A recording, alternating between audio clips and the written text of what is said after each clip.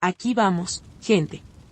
Esta noche nos sumergimos en el mundo bañado por el sol y empapado en aceite de oliva de la antigua Grecia, una civilización famosa por su filosofía, su democracia y sus estatuas que parecían tener algo en contra de los pantalones. Pero, más allá de las leyendas de Platón, Esparta y los templos dorados, se esconde una verdad mucho más cruda. Porque, si bien la antigua Grecia nos legó las raíces de la civilización occidental, también le impuso a su ciudadano promedio una lucha diaria que difícilmente podríamos soportar hoy en día. Así que, antes de que te pongas cómodo, tómate un momento para darle me gusta al video y suscribirte, pero solo si realmente disfrutas de lo que hago por aquí. Y déjame saber en los comentarios desde dónde te conectas y qué hora es para ti. Siempre es fascinante ver quién se une a nosotros desde diferentes partes del mundo. Ahora, baja las luces, tal vez enciende un ventilador para ese suave murmullo de fondo, y entremos juntos en el viaje de esta noche. Bienvenidos a la antigua Grecia, donde tu día no comienza con un despertador, sino con el sol convirtiendo tu casa en un horno de cocción lenta. Tu hogar es modesto, hecho de ladrillos de barro secados al sol o piedra tosca, con pequeñas ventanas y sin vidrio, solo contraventanas de madera para mantener alejadas a las cabras y, tal vez, algo de brisa si los dioses se sienten generosos. No hay aislamiento, ni ventilador de techo y, ciertamente, no existe tal cosa como el espacio personal, a menos que cuentes la esquina donde no duerme la cabra de la familia. Te levantas temprano, no porque seas disciplinado, sino porque ya hace demasiado calor para permanecer en posición horizontal. En el verano, las paredes de piedra absorben el calor como una esponja. Y al amanecer, tu pequeña casa lo irradia de vuelta a tus huesos. En invierno, esas mismas paredes se convierten en un congelador y básicamente estás envuelto en una sábana, esperando no convertirte en una estatua con congelación. Probablemente dormiste en una esterilla delgada o un colchón relleno de paja. Sin almohadas, solo una capa enrollada o tal vez tu brazo. Si tienes suerte, los piojos te dejaron en paz anoche. Pero probablemente no. No hay agua corriente. Así que tu rutina matutina implica caminar hasta la fuente pública o, si vives en el campo, acarrear agua de un pozo cercano.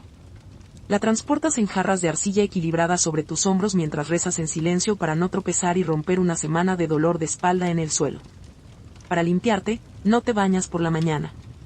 Eso se guarda para el final del día, si es que se hace.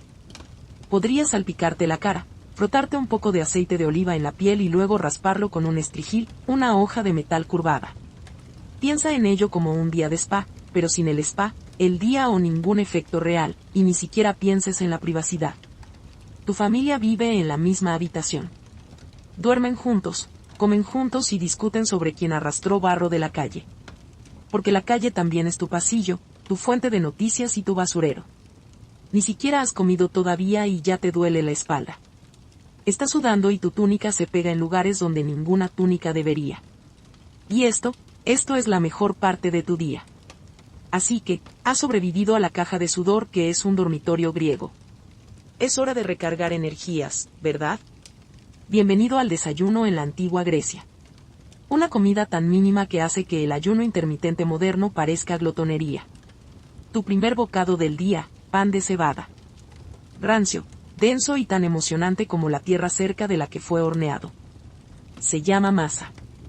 Hecho de cebada molida mezclada con agua, moldeado en tortas planas y horneado sobre piedras calientes o en las cenizas del fuego de la noche anterior. Piensa en una barra de granola antigua, pero sin dulzura, textura o alegría. Podrías mojarla en vino aguado porque, sorpresa, el agua no siempre es segura para beber. No hay sistema de filtración, ni hervido, ni una jarra de barro en tu despensa. Así que, en cambio, todos, desde niños hasta ancianos, reciben una taza de oinos mezclado con agua. No por el efecto embriagante, sino por supervivencia. Si eres rico, tal vez consigas un higo o dos, algunas aceitunas o una mancha de queso de cabra. Pero seamos honestos, no eres rico. Tienes suerte si tu pan no está cubierto de las moscas de ayer y no te rompe un diente cuando lo muerdes. No hay café, ni huevos, ni frutero, ni miel, a menos que vivas cerca de un apicultor decente y sepas cómo sobornarlo. Y no esperes sentarte y relajarte. Las comidas son rápidas. No hay sillas, ni tenedores y, ciertamente, no hay alimentación consciente. Masticas, asientes y vuelves al trabajo. Ah, y si eres mujer, ni siquiera comes con los hombres. En muchos hogares, las mujeres y los niños comen por separado, a menudo después de que los hombres terminan. Así que, no solo la comida es mala, sino que también te toca esperar tu turno para sentirte decepcionado. La ironía: los antiguos griegos son las mismas personas que nos dieron los simposios, los banquetes y las odas poéticas al vino. Pero el desayuno, eso no merece una línea de verso. Es utilitario, seco, a menudo literalmente quemado y, sin embargo, lo masticas como un campeón porque es lo único que se interpone entre tú y un día completo de sol, trabajo y filósofos discutidores. Bon appetit *. Solo trata de no romper una muela. Ahora que has tragado tu rancio ladrillo de cebada y un trago de vino aguado, es hora de refrescarte. O, más exactamente, de fracasar en el intento. Porque, en la antigua Grecia, la higiene no se trataba tanto de limpieza como de ritual y aceite. Y el jabón, eso es una fantasía reservada para siglos futuros.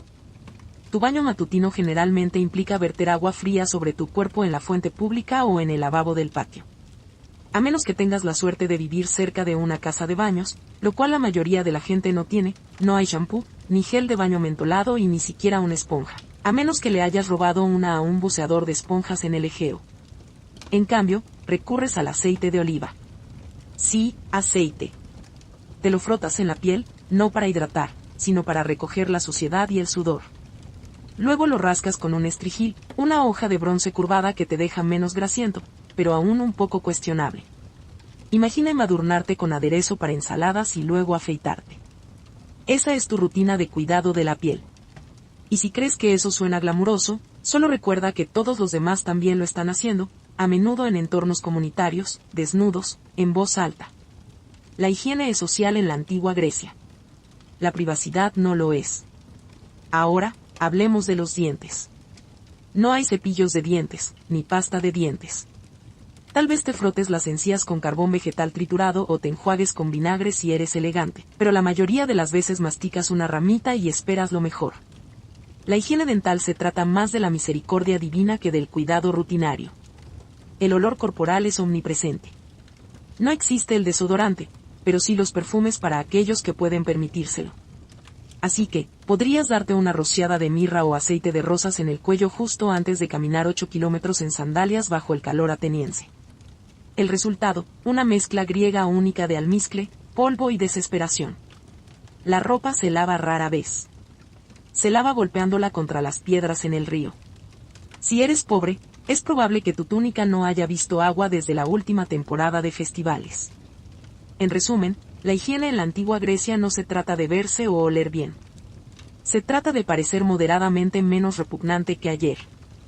El método de aceite y raspado ayuda, pero solo hasta cierto punto cuando estás sudando en una túnica bajo un sol que está tratando de matarte. Así que sí, la antigua Grecia nos dio la democracia, la filosofía y la arquitectura. Pero una ducha decente aún estaba esperando. Ahora que te has abierto camino a base de aceite y raspado hacia un nuevo día, es hora de vestirte.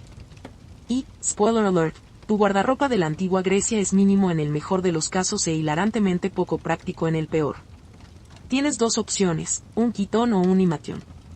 Ambos son básicamente rectángulos de lino de gran tamaño que envuelves y sujetas con un broche o atas con un cinturón. No está hecho a medida. No está entallado. Y, desde luego, no fue diseñado pensando en los días de viento. Una brisa equivocada y, de repente, toda tu perspectiva filosófica queda a la vista. Olvídate de la ropa interior. No es algo que exista. Y los sujetadores no existen. Así que, a menos que seas una mujer espartana entrenada para correr y luchar, solo esperas que tus alfileres aguanten y que nadie note que tu guardarropa se mueve como una cortina suelta. Ahora hablemos del calzado. Si tienes suerte, posees un par de sandalias de cuero. Si no, vas descalzo. Y eso significa un día completo caminando sobre piedra horneada por el sol, tierra pisoteada por cabras y lo que sea que el mercado local haya aplastado en las calles. Imagina pasear por una sartén en julio mientras esquivas boñigas de burro. Ese es tu viaje diario. Por supuesto, no hay protección solar, ni sombreros, a menos que seas agricultor o marinero, ni protector solar porque vives en el año 450 a.C. y la ciencia aún no se ha inventado. El sol del Egeo no se preocupa por lo filosófico que seas. Te asará.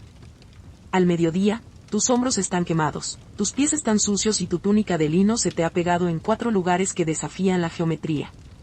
Y no olvides que la desnudez pública no es impactante en la sociedad griega. Podrías cruzarte con hombres en el gimnasio entrenando en cueros, o incluso con políticos pronunciando discursos con togas que apenas se mantienen en su sitio.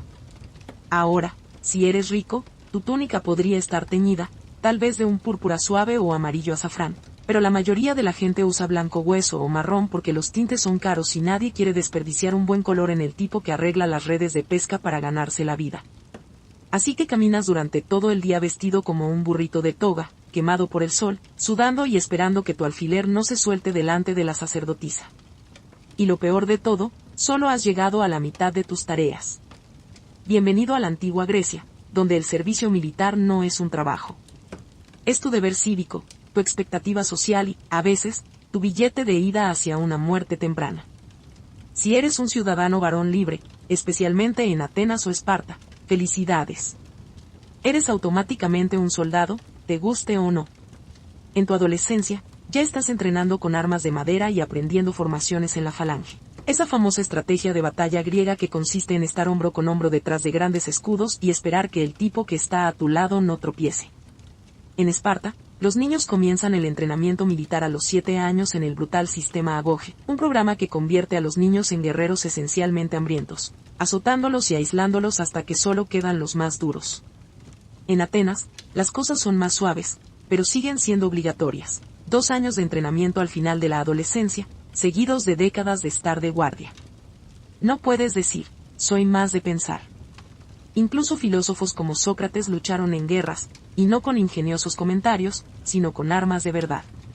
Y siempre hay una guerra. Ya sea Esparta contra Atenas, Atenas contra Persia, Esparta contra literalmente todo el mundo, o simplemente una polis vecina que se pone impertinente con las rutas comerciales, el conflicto es una forma de vida. La paz es solo la pausa entre 2 invasiones. La armadura, si puedes permitírtelo, consigues un casco de bronce, un peto, grebas, un escudo redondo o plita y una lanza. Si no puedes, bueno, trata de no estar en la primera fila. El cuero y la tela no detienen las flechas. Lo peor de todo es que tú mismo debes proporcionar tu propio equipo. Así es. Ser soldado es una situación, hazlo tú mismo. Trae tu propio bronce. Los ciudadanos más pobres mendigan, piden prestado o luchan ligeramente armados, lo que en griego significa más probabilidades de morir primero. Y cuando no estás luchando, te estás preparando, entrenando, limpiando armas, discutiendo en la asamblea sobre estrategia o remando en buques de guerra durante horas como parte de la armada. Porque sí, esos triremes no se propulsan solos. No hay atención médica para veteranos, ni pensiones, ni terapia, solo cicatrices, cojeras y la ocasional lápida mal tallada que alaba tu virtud y tu valor. Si crees que la vida como hombre en la antigua Grecia suena dura, espera a escuchar cómo era ser mujer. En la mayoría de las ciudades-estado griegas, especialmente en Atenas, las mujeres tenían menos derechos que un montón de urnas decorativas. No podías votar, no podías ocupar cargos públicos, no podías ser propietaria de tierras directamente y rara vez aparecías en público sin un acompañante masculino. De hecho, si la gente te veía salir demasiado a menudo, podían empezar a susurrar que eras una cortesana o, peor aún, una espartana. Empecemos con tu rutina diaria. Te levantas antes del amanecer para empezar con las tareas. Hilas lana, tejes tela, mueles grano, buscas agua, horneas pan, diriges a los esclavos, si tu casa tiene alguno, y crías a los niños. Eres la directora general del hogar, pero sin paga, respeto ni días libres. Tu vida social es limitada. No asistes a obras de teatro. No te unes a los debates filosóficos. No estás en el gimnasio. Eso es solo para hombres desnudos. Te limitas principalmente al gineceo, los aposentos de las mujeres, y tu contacto con el mundo exterior consiste en vislumbres a través de ventanas con celosía. En cuanto a la educación, si tienes suerte, podrías aprender a leer un poco, pero sobre todo te entrenan en tareas domésticas. La filosofía, la retórica y la geometría son para los chicos. Tu trabajo es casarte bien, tener hijos y permanecer invisible mientras lo haces. El matrimonio ocurre a una edad temprana, a menudo en tu adolescencia, con un hombre que te dobla la edad, arreglado por tu padre, que te trata más como un acuerdo comercial que como una persona. El amor es opcional. Las dotes son obligatorias, y cuando tienes hijos, tu valor principal se convierte en tu vientre.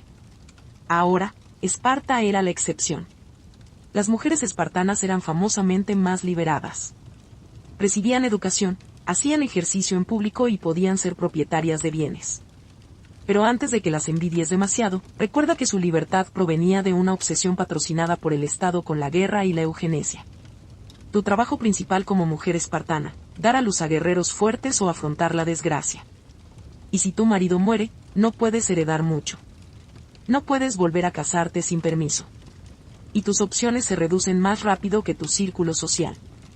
Estás atrapada legal, social y, a menudo, físicamente. Así que sí, los griegos adoraban a poderosas diosas, Atenea, Artemisa, Higía, pero las mujeres reales debían permanecer calladas, quedarse en casa y no dejarse ver. La antigua Atenas es aclamada como la cuna de la democracia. Y sí, técnicamente eso es cierto. Pero antes de que te emociones demasiado, seamos claros, probablemente no podrías participar. De hecho, la mayoría de las personas que vivían en Atenas estaban completamente excluidas del proceso democrático. Para votar en la eclesía, la asamblea ateniense, tenías que ser varón, nacido de padres atenienses, un ciudadano mayor de 18 años. Eso significa que las mujeres, los extranjeros, llamados metecos, los esclavos y los niños, que constituían casi el 90% de la población, no tenían ninguna voz política. Eso no es democracia para el pueblo. Es democracia para un club muy específico de hombres en sandalias y quemados por el sol. Sin embargo, si cumplías los criterios, no solo votabas. Se esperaba que participaras constantemente. Las leyes se proponían, debatían y aprobaban en enormes asambleas de miles de ciudadanos. No había políticos profesionales. Cada hombre elegible era en parte legislador, en parte miembro del jurado y en parte aficionado demasiado confiado. Incluso podía ser elegido al azar para ocupar puestos de poder, como dirigir la tesorería o formar parte de un jurado a través de un sistema de lotería, lo que suena emocionante hasta que recuerdas que no había requisitos. Tu pescadero podría supervisar la logística militar un día. Tu tío, que todavía cree en los monstruos marinos, podría juzgar un juicio por asesinato mañana. Y si alguien se volvía demasiado poderoso, demasiado popular o simplemente molestaba a la gente de la manera equivocada, se practicaba el ostracismo. Una vez al año, los ciudadanos podían escribir un nombre en un trozo de cerámica rota, un ostracon, y votar para exiliar a esa persona durante 10 años. Sin juicio, sin defensa. Simplemente vete. Te estás haciendo demasiado famoso. Y, sin embargo, a pesar de sus defectos, la democracia ateniense fue revolucionaria. Les dio voz a los hombres comunes. Bueno, a algunos hombres comunes, y sentó las bases para futuros sistemas políticos.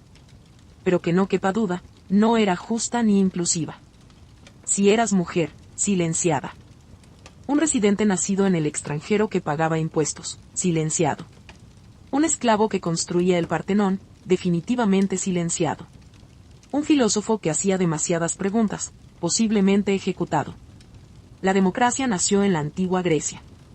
Pero si te hubieras presentado esperando igualdad de derechos y políticas inclusivas, te habrían escoltado fuera de la asamblea y te habrían dicho que trajeras tu propio ostracon. En la antigua Grecia, la esclavitud no solo era aceptada, era esperada. Incluso los hogares modestos tenían al menos un esclavo. No porque la familia fuera rica, sino porque la esclavitud estaba tan profundamente entretejida en la sociedad que se sentía tan normal como las sandalias y las quemaduras solares. La idea de que alguien no poseyera a otro ser humano era prácticamente impensable. Los esclavos no eran de una raza o etnia específica. Provenían de tierras conquistadas, tracios, cilicios, sirios e incluso compañeros griegos de la ciudad-estado equivocada en el momento equivocado. Algunos nacieron en la esclavitud. Otros fueron prisioneros de guerra. Algunos fueron secuestrados y vendidos. Era un mercado próspero y brutal, y el negocio siempre iba bien.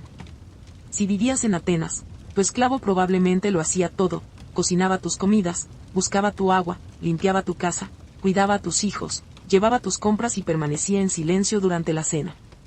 Algunos incluso manejaban asuntos de negocios o administraban el hogar mientras el ciudadano propietario holgazaneaba en el simposio, bebiendo vino diluido y debatiendo conceptos abstractos como la justicia. Nivel de ironía máximo. En las minas de plata de Laurión, los esclavos, incluidos los niños, trabajaban en condiciones horribles, arrastrándose por pozos estrechos en total oscuridad, inhalando polvo tóxico y muriendo lentamente por el bien de las monedas y el orgullo cívico. Algunos esclavos eran educados. Enseñaban gramática y matemáticas, servían como escribas o incluso administraban cuentas bancarias. Pero que no quepa duda, seguían siendo propiedad. Podían ser golpeados, marcados, vendidos o asesinados por capricho y no tenían derechos legales.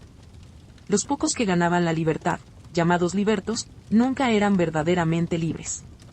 Todavía debían lealtad a sus antiguos amos y se les prohibía la ciudadanía. Sin voto, sin propiedad de la tierra, solo la esperanza de un mañana un poco mejor.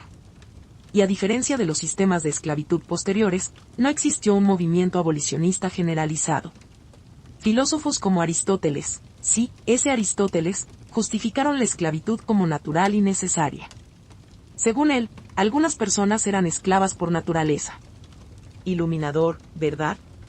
La antigua Grecia nos dio la ética, la democracia y la filosofía, pero todo ello fue construido sobre las espaldas de personas a las que nunca se les permitió hablar, nunca se les permitió votar y nunca se les permitió importar. Y eso no es una nota al pie de página. Es el fundamento. ¿Te sientes mal en la antigua Grecia? Eso es desafortunado porque, a menos que vivas al lado del mismísimo Hipócrates, tu plan de atención médica incluye algunas hierbas vagas, la intervención divina y muchos buenos deseos. Empecemos por lo básico. No existen hospitales tal como los conocemos. Si estás enfermo o herido, te quedas en casa. Tal vez un vecino sepa una o dos cosas sobre cataplasmas. Tal vez un pariente recuerde una oración a Asclepio, el dios de la curación. Tal vez tu templo local tenga una serpiente que puedas acariciar para obtener consuelo espiritual. Eso es todo. Los médicos griegos más famosos eran realmente una mezcla de herbolarios, filósofos y jugadores. Creían en los 4 humores: sangre, flema, bilis amarilla y bilis negra. Según ellos, la enfermedad era causada por un desequilibrio en estos fluidos. Así que, si tenías fiebre, demasiada sangre, era hora de drenarla. 2. Demasiada flema, intenta ayunar. Melancolía. Eso es bilis negra. Tal vez dar un paseo o mirar el mar dramáticamente. La mayoría de los tratamientos se basaban en el ensayo y error, y en el ajo. Podrían darte semillas de amapola trituradas. Buena suerte con eso, higos hervidos o una compresa hecha de vinagre y algo que alguien raspó de una cabra. ¿Funcionaba a veces? Sí. ¿Dolía? Casi siempre. La cirugía era rara, aterradora y generalmente un último recurso. Sin anestesia ni antisépticos, incluso un simple corte podía volverse séptico y matarte. Las herramientas incluían cuchillos de hierro, sierras para huesos y oraciones. Muchas oraciones. Y si necesitabas que te amputaran algo, espera haber traído una correa de cuero para morderla. Las parteras se encargaban del parto, que era peligroso incluso en los mejores días. Las tasas de mortalidad de mujeres y lactantes eran trágicamente altas. Un mal parto, un hombro atascado, un bebé en posición de nalgas y eso era todo. Si eras rico, podías convocar a un médico viajero, alguien con un rollo de papiro real y algunos aceites elegantes. Si eras pobre, confiabas en el conocimiento local, los remedios callejeros y la pura resistencia, o simplemente no te recuperabas. Pero bueno, al menos creían en el descanso, el aire limpio y una dieta equilibrada. Así que, ahí está eso. La medicina griega antigua nos dio el juramento hipocrático. Pero también nos dio tratamientos como beber agua de col hervida. Así que sí, la atención médica en la antigua Grecia era principalmente hierbas, esperanza y aguantar. En la antigua Grecia, el teatro no era solo entretenimiento. Era un deber cívico, un ritual religioso y, a veces, un deporte de contacto total para el alma. Empecemos por la parte buena. El teatro era gratuito para los ciudadanos. Asumiendo que no eras mujer, esclavo o extranjero, en cuyo caso, buena suerte para ver algo. Te metías en un enorme teatro al aire libre excavado en una ladera, como el gran teatro de Dioniso en Atenas, hombro con miles de otros ciudadanos sudorosos. Y estarías allí todo el día. En serio, todo el día. El Festival de la Dionisia se desarrollaba desde el amanecer hasta la noche con obras de teatro consecutivas, tragedias, comedias y obras de sátiros. Sin intermedio, sin bocadillos y, ciertamente, sin pausas para ir al baño, a menos que contaras un arbusto en la ladera. Si llegabas tarde o actuabas mal, no solo te fruncían el ceño, sino que podías ser multado. Las actuaciones en sí mismas eran salvajes.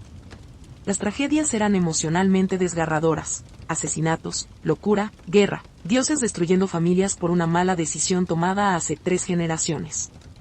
No venías a reírte, venías a llorar al unísono. Luego venían las comedias, que no eran exactamente una diversión familiar alegre. Estas obras se burlaban de los políticos, los filósofos, ciudades enteras y las funciones corporales con una precisión asombrosa. Imagina si Saturday Night Live y un debate universitario tuvieran un bebé, luego lo vistieran con un disfraz fálico gigante y lo enviaran al escenario. Los actores llevaban máscaras imponentes, zapatos con plataforma y disfraces exagerados. Todos hombres, por supuesto, incluso para los papeles femeninos. El coro cantaba, bailaba y gritaba comentarios como una versión griega antigua de Twitter, solo que más fuerte y con túnicas. Y esto no era una visión pasiva. El público era ruidoso. Abucheaban, silbaban, arrojaban cosas y discutían en medio de la actuación. El teatro era la democracia con luces de escenario. Si la obra te ofendía, se lo hacías saber. Si te conmovía, gritabas, llorabas y tal vez reevaluabas tu vida. Al final del festival, un jurado votaba qué dramaturgo ganaba. Imagina pasar 3 días llorando por Orestes solo para descubrir que una comedia tonta con un dios cerdo parlante se llevó el premio. Eso es la antigua Grecia para ti. Así que sí, en el teatro nunca solo estabas mirando. Estabas participando y posiblemente arrojando aceitunas. Así que has sobrevivido a tu trágico atracón de teatro de todo el día. Ahora deambulas por el ágora, el bullicioso corazón de la ciudad, y te topas con un hombre vestido con una capa, sin zapatos y preguntando a los extraños, ¿qué es la justicia? Bienvenido a la filosofía. Está en todas partes y no es opcional.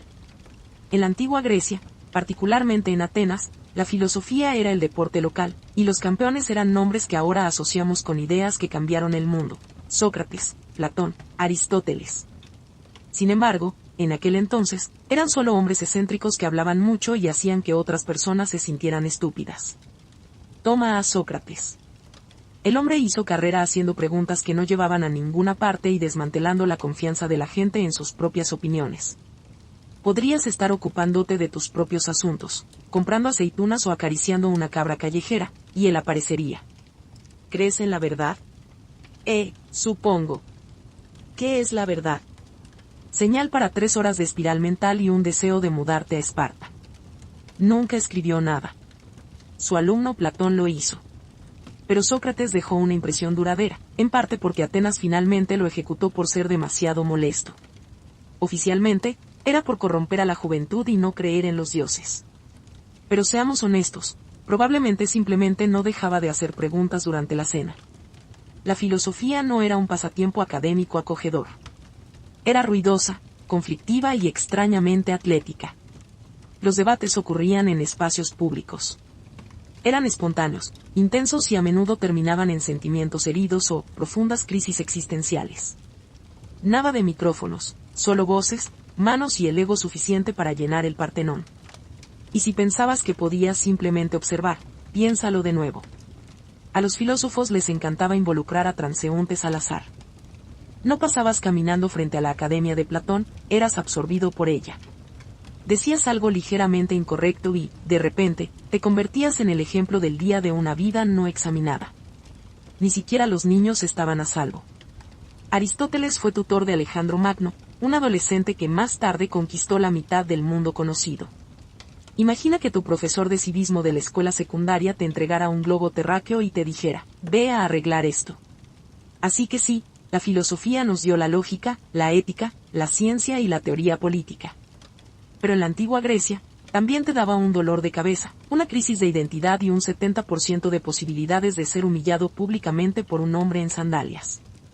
Así que, lo has logrado en la antigua Atenas. Eres elocuente, inteligente, políticamente activo. Le caes bien a la gente, tal vez demasiado. Ese es tu primer error. Porque en Atenas, Ser demasiado popular podía hacer que te echaran de la ciudad durante 10 años. No arrestado, no multado, simplemente te ibas. Esto no era una conspiración o un acuerdo secreto. Estaba integrado en el sistema. Se llamaba ostracismo, y era perfectamente legal, perfectamente público y perfectamente aterrador. Una vez al año, los ciudadanos de Atenas se reunían para decidir si celebrar una votación de ostracismo. Si suficientes personas estaban de acuerdo, cada uno escribía el nombre de una persona que querían exiliar en un pedazo de cerámica roto llamado asterisco ostra con asterisco. Si alguien obtenía 6.000 o más votos, era desterrado. Sin juicio, sin explicación. Simplemente empaca tus sandalias y vete. No tenías que ser un criminal. De hecho, la mayoría de las personas ostracizadas no habían hecho nada malo, excepto volverse demasiado influyentes. Tal vez eras un héroe de guerra, un orador persuasivo o simplemente tenías un cabello increíble. Fuera lo que fuese, tus conciudadanos decidían que te estabas convirtiendo en una amenaza para la democracia, y la democracia votaba para lanzarte al olvido temporal. Y aquí está el giro. No era permanente. El ostracismo duraba 10 años, después de los cuales podías regresar como si nada hubiera pasado. Tu propiedad estaba intacta. Tu ciudadanía permanecía. Sin rencores. Solo unas vacaciones de una década que no pediste. Algunos atenienses famosos fueron ostracizados. Aristides el Justo era tan querido que alguien supuestamente votó en su contra solo porque estaba harto de escuchar lo virtuoso que era. Brutal.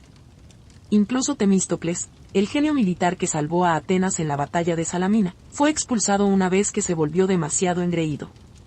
Resulta que la gratitud tiene una fecha de caducidad. El ostracismo estaba destinado a proteger a Atenas de los tiranos, pero a menudo castigaba el éxito.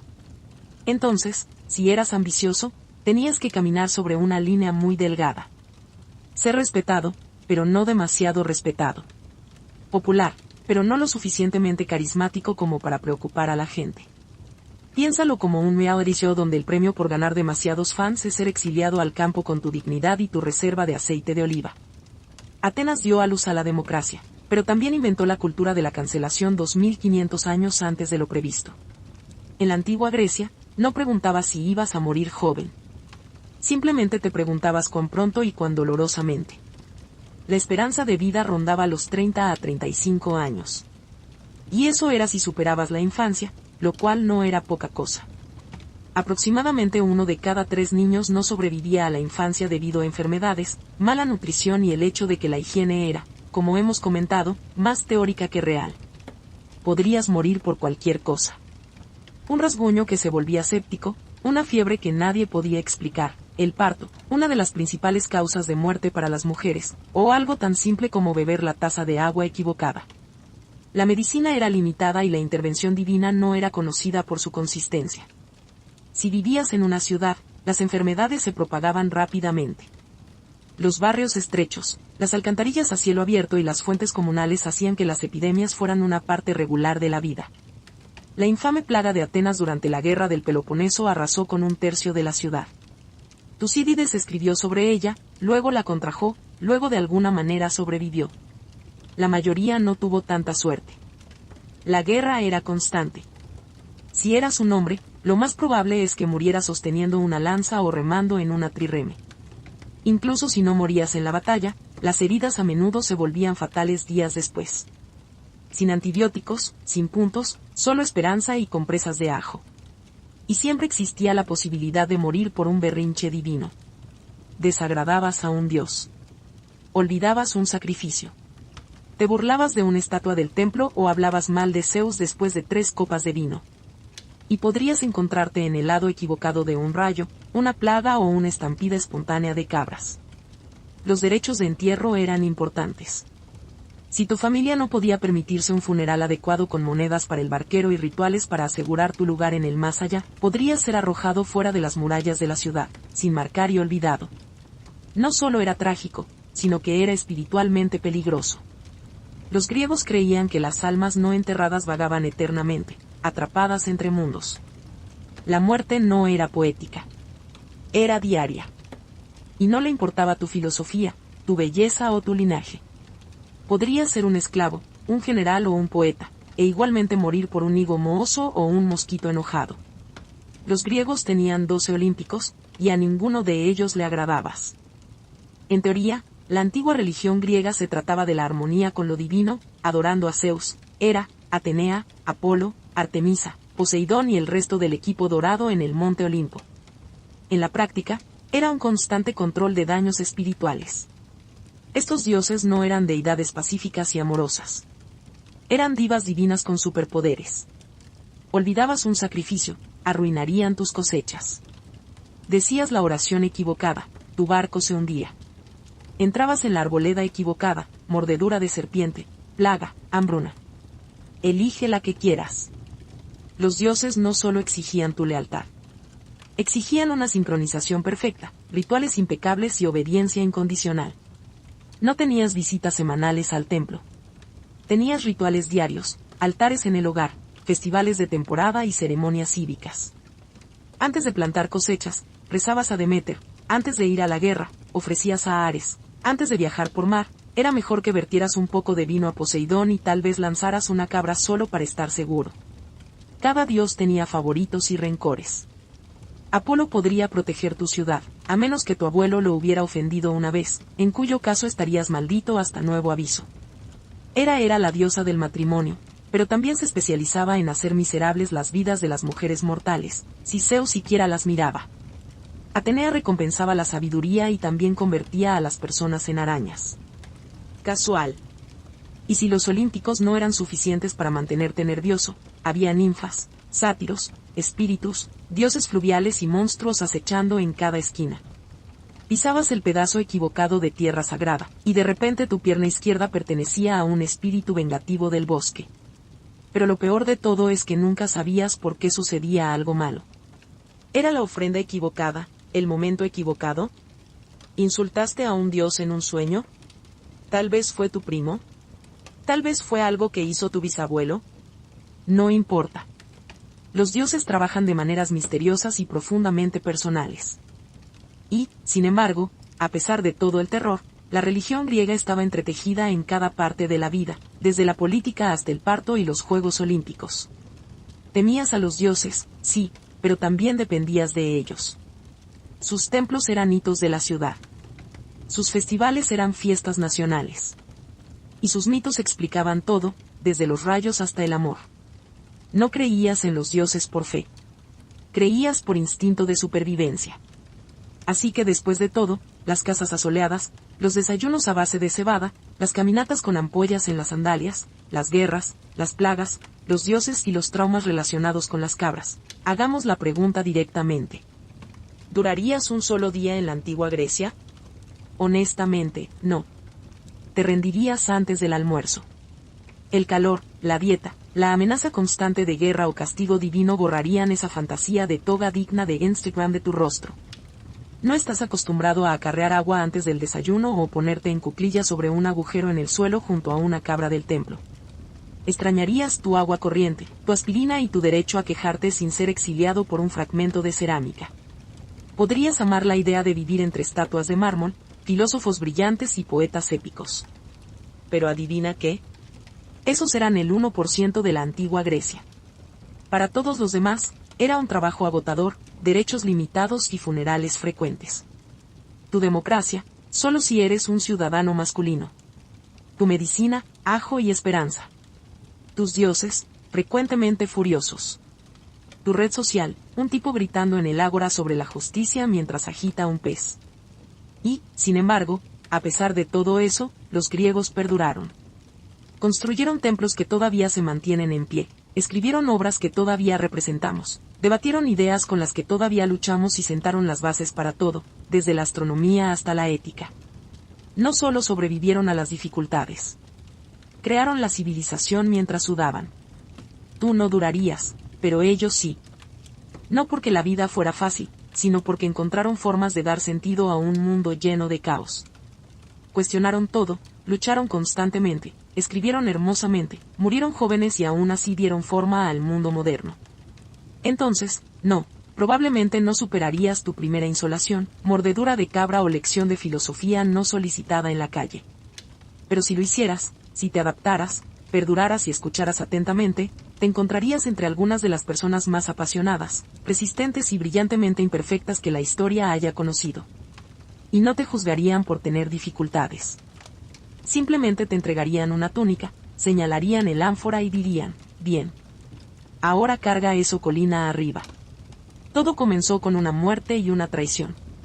Prasutagus, rey de la tribu de los Icenos en lo que ahora es el este de Inglaterra, había jugado bien el juego romano. Había caminado sobre la cuerda floja durante años, gobernando como un rey cliente bajo la sombra de Roma.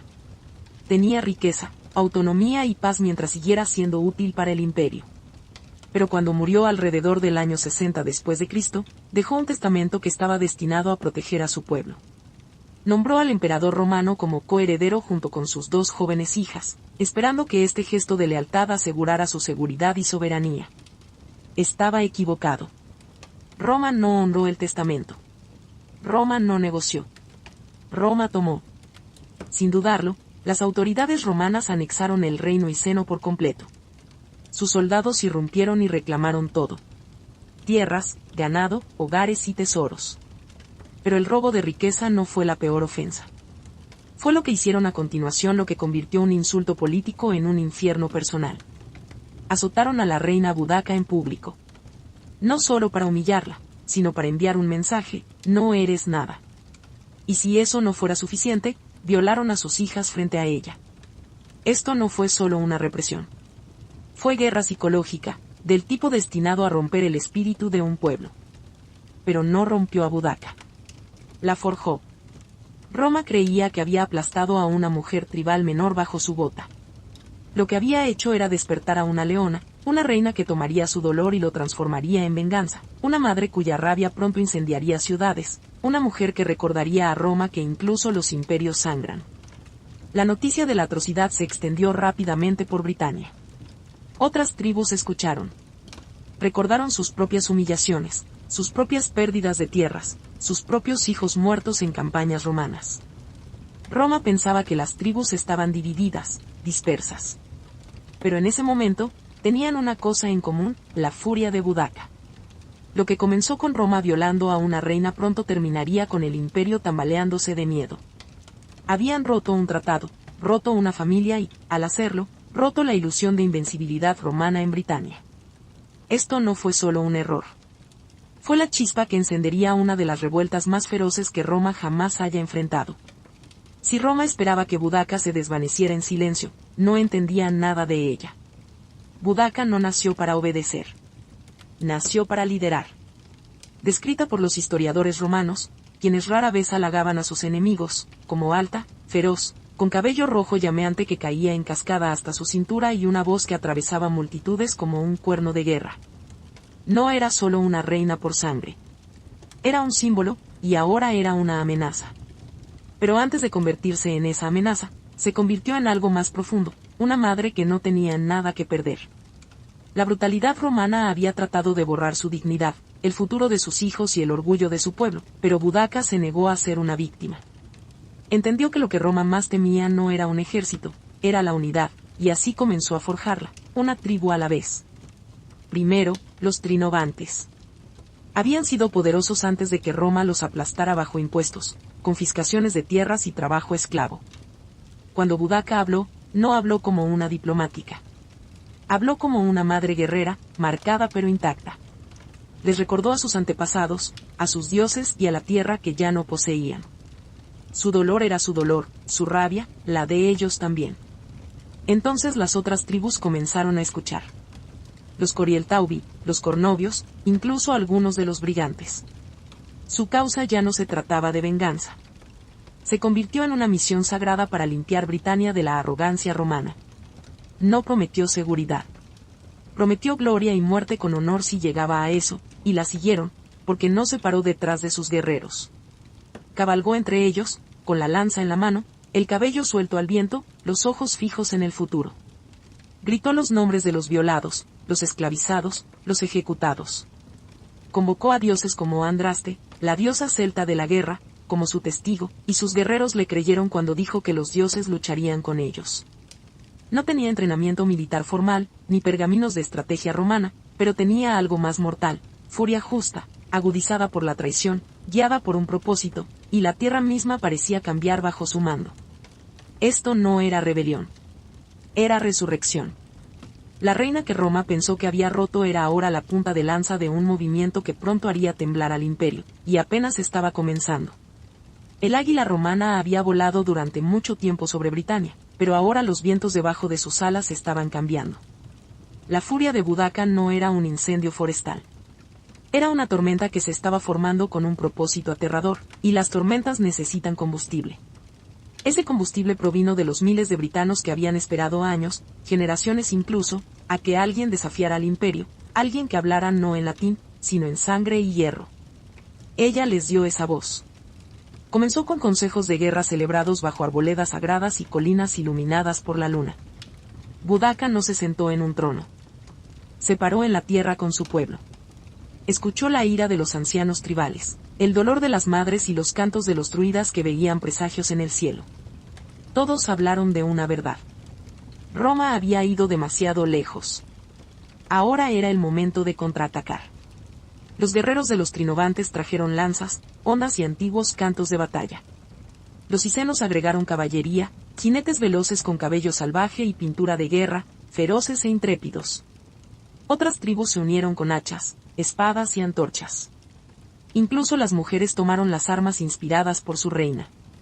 Esto no era solo un ejército formándose. Era una resurrección de la identidad celta. Pero Roma tenía legiones entrenadas, soldados profesionales, blindados, disciplinados y letales. Boudica tuvo que compensar eso con números, conocimiento de la tierra y algo que Roma nunca podría enseñar, odio forjado en la humillación. Pronto, el ejército de Boudica aumentó a decenas de miles. Los agricultores se convirtieron en guerreros.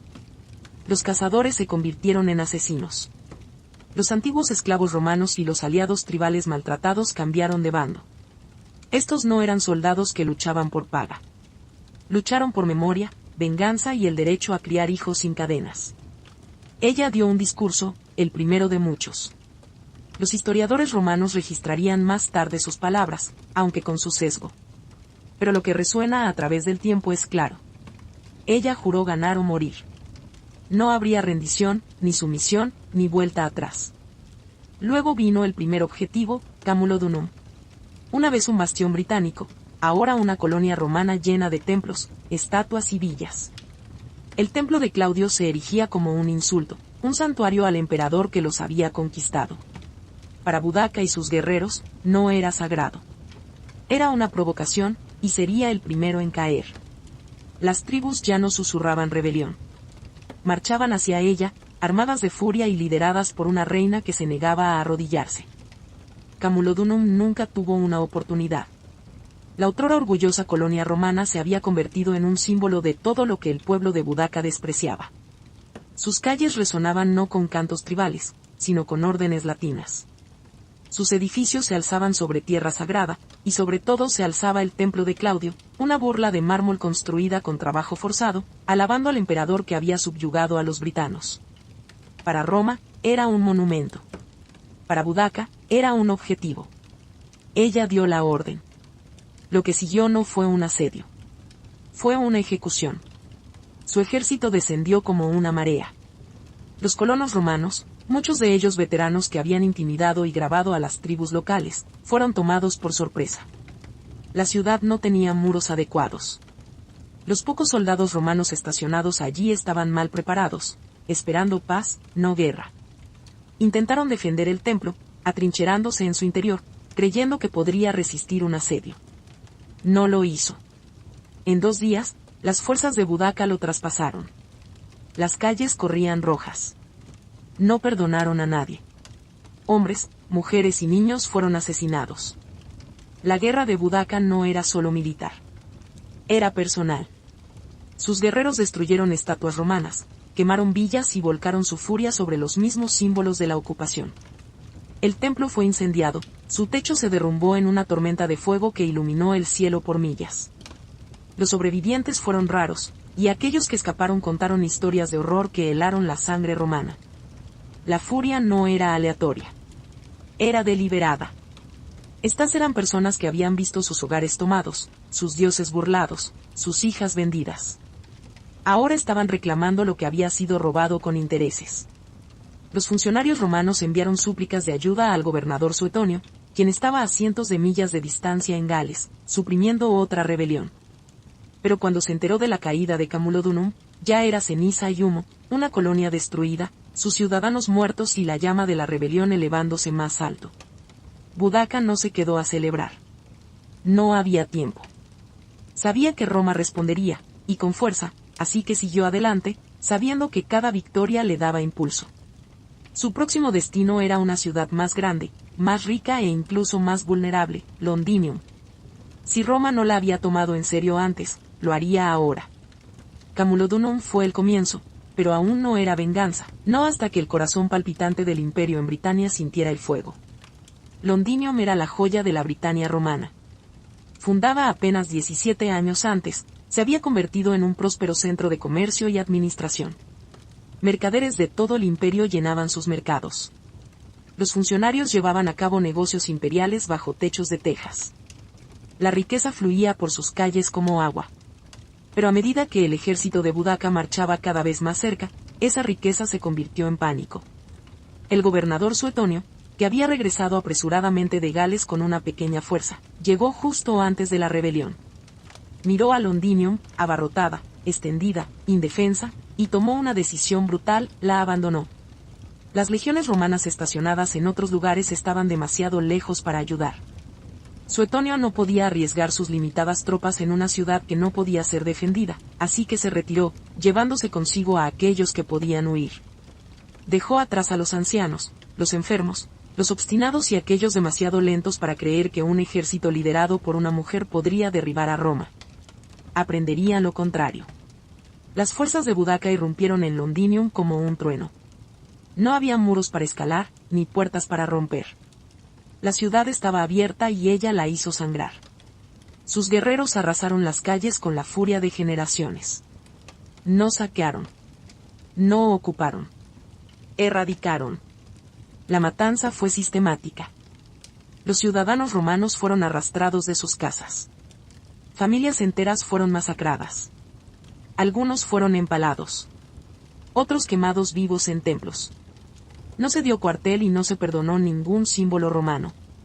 Las villas fueron incendiadas. Los almacenes explotaron en llamas.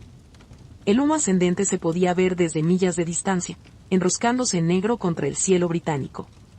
Esto no fue solo una matanza. Fue una declaración. El mensaje: Roma no es invencible. Fuentes romanas contemporáneas como Tácito y Casio Dion estimaron que decenas de miles murieron. Algunos relatos dicen que la brutalidad superó incluso lo que ocurrió en Camulodunum. Para las mentes romanas, esto no era solo una rebelión. Era el apocalipsis, y a través de todo cabalgó Boudaca. No se escondió detrás de los comandantes. Lideró en su carro, flanqueada por sus hijas. Observó cómo el orgullo del imperio se desmoronaba debajo de ella. Esto no fue violencia sin sentido. Para ella, era justicia por lo que Roma le había hecho a su familia, a su pueblo, a su tierra, y no había terminado, porque delante de ella se alzaba otro centro romano, Verulamium, y más allá de eso, la plena represalia de Roma. Roma se había enfrentado a rebeliones antes. Había librado guerras en todos los continentes, pero nunca había visto nada parecido a Boudaca. No era una general entrenada en tácticas. No hablaba latín. No vestía armadura pulida. Sin embargo, había quemado 2 ciudades romanas hasta los cimientos y masacrado a miles, tanto ciudadanos como soldados, y ahora, mientras Verulamium, una próspera ciudad romanizada al noroeste de Londinium, ardía en llamas, el imperio comenzó a entrar en pánico. La noticia de su matanza había llegado al Senado romano. Se dice que el propio emperador Nerón consideró retirarse por completo de Britania. Imagínate eso. Un imperio que se extendía desde los desiertos de África hasta las montañas de Germania, considerando la retirada debido a una mujer con un carro y una causa. Así de mucho la aterraba.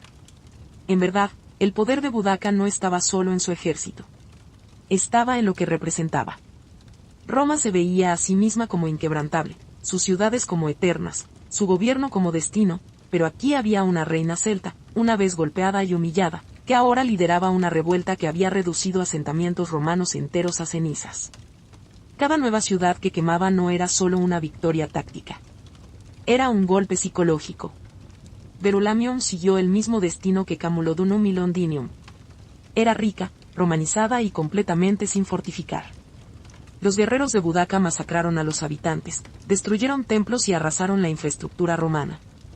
La evidencia arqueológica actual todavía muestra una gruesa capa de ceniza debajo del pueblo moderno, un fuego que rugió con tal intensidad que dejó una cicatriz en la tierra. Pero aquí estaba la paradoja. Con cada victoria, la máquina de guerra de Boudaca se volvía más pesada. Su ejército creció, pero las líneas de suministro se redujeron. La organización vaciló. Ebrias de éxito, algunas tribus se volvieron descuidadas, y Roma, conocida por su resiliencia, se estaba reagrupando. El gobernador Suetonio no estaba ocioso. Se había retirado, sí, pero no se había rendido.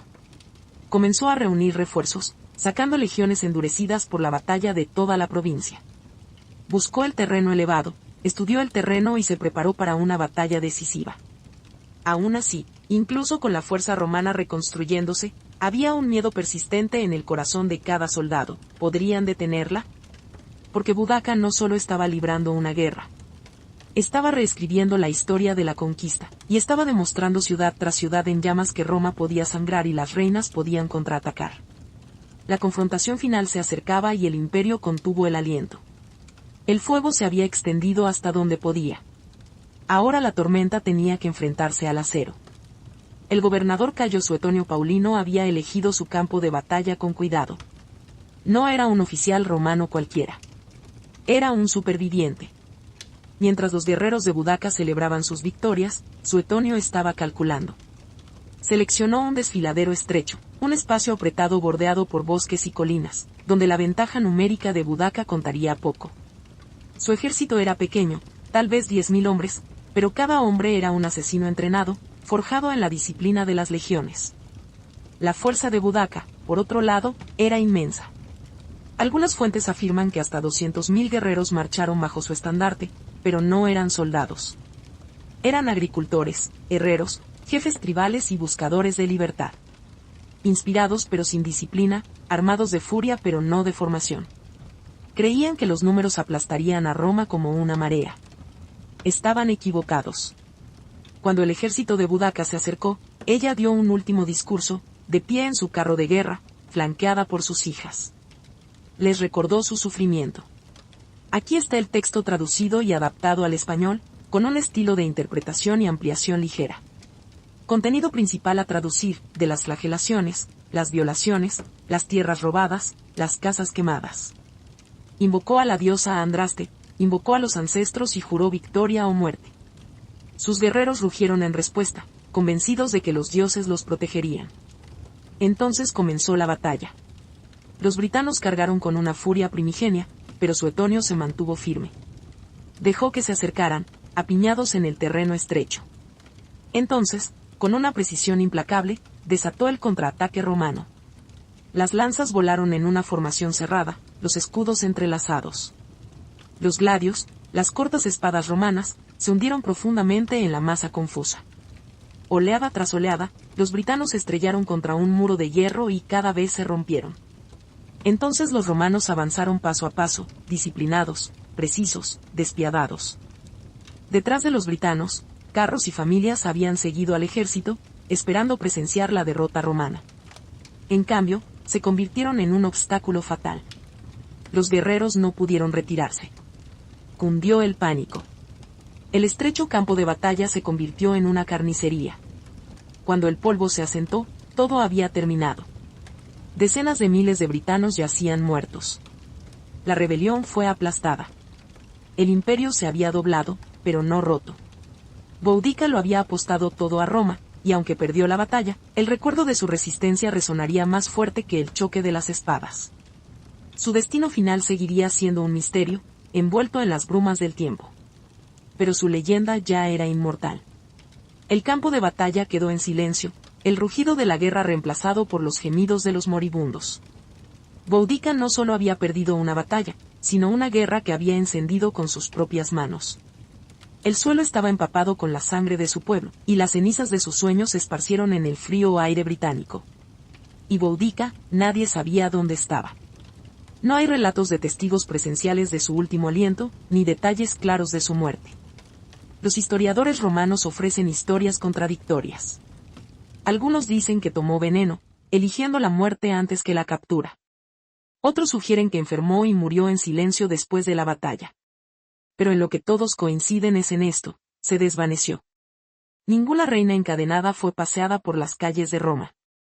Ni ejecución pública, ni humillación final. Simplemente desapareció, como una tormenta que se consume. Pero en esa desaparición, sucedió algo extraordinario: se convirtió en algo más que una reina. Se convirtió en mito. Roma, sacudida y humillada por la magnitud de su rebelión, intentó enterrar el recuerdo, pero ya era demasiado tarde. Boudica se había convertido en un nombre susurrado en canciones tribales y repetido en las arboledas sagradas. Para los britanos, no era una rebelde derrotada. Era una mártir, una diosa de la guerra y la venganza, una madre que se había enfrentado al imperio más poderoso del mundo y lo había hecho sangrar. Incluso entre los romanos, había un respeto a regañadientes. Tácito, aunque romano hasta la médula, la describió no como una bárbara, sino como una líder formidable agraviada por la arrogancia del imperio. Casio Dion escribió sobre su presencia imponente y sus discursos aterradores. La temían, sí, pero también admiraban su resolución. Y a lo largo de los siglos, Boudica se negó a morir.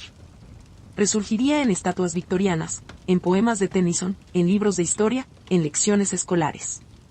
Se convirtió en un símbolo de desafío, especialmente para las mujeres que veían en su historia un fuego que no podía extinguirse.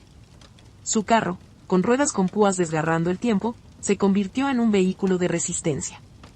Y así, aunque su cuerpo se haya perdido en la historia, su voz nunca se fue. Cabalga con el viento. Grita en el fuego. Resuena en cada alma que se ha enfrentado a la opresión y ha susurrado: no me arrodillaré. Han pasado siglos desde que Boudica se desvaneció en las brumas de la historia, pero su sombra aún se cierne sobre las islas británicas. Puedes ver su nombre grabado en monumentos, escucharla invocada en discursos políticos y sentir su presencia en el espíritu obstinado de una tierra que nunca la olvidó por completo. En Londres, cerca del puente de Westminster, una estatua de bronce la muestra de pie sobre un carro de guerra, flanqueada por sus hijas. Con los ojos fijos en el horizonte, las ruedas levantadas en señal de desafío. Debajo de ella, el tráfico zumba y los turistas deambulan, sin darse cuenta de que caminan en los ecos de su rebelión. Pero su legado no se trata solo de estatuas. Se trata de lo que representa. Boudica se convirtió en algo más que la suma de sus batallas. Se convirtió en una pregunta eterna planteada a cada imperio, a cada opresor, a cada gobernante que olvida el poder del pueblo: ¿qué sucede cuando los silenciados se levantan? No fue perfecta. Su revuelta estuvo marcada por derramamiento de sangre y masacres. Decenas de miles murieron a manos de sus guerreros. Pero la historia no está escrita por santos. Está grabada por aquellos que se atreven a resistir. Y la resistencia, por su naturaleza, rara vez es limpia. Aún así, lo que hace que Boudica perdure no es solo su guerra contra Roma, sino el fuego que encendió en la imaginación humana. Una mujer que lo perdió todo y aún así se mantuvo erguida. Una reina que se negó a ser definida por el imperio que intentó destruirla. Una madre que convirtió su dolor en una espada. Los historiadores modernos continúan debatiendo su papel exacto, sus decisiones, sus motivos. Pero pregúntale a cualquier británico quién fue Boudica, y no recitarán notas al pie. Te dirán que fue la reina que hizo sangrar a Roma, la mujer que unió a tribus que alguna vez habían estado en guerra entre sí, la guerrera que le enseñó al mundo que la dignidad puede surgir incluso de la devastación. Y en eso, se convierte en algo más que una figura histórica. Se convierte en un símbolo de rebelión, de coraje, de la voluntad inquebrantable de ser libre. Porque incluso cuando Roma reconstruyó sus ciudades y redibujó sus mapas, no pudo borrarla. Su llama aún arde.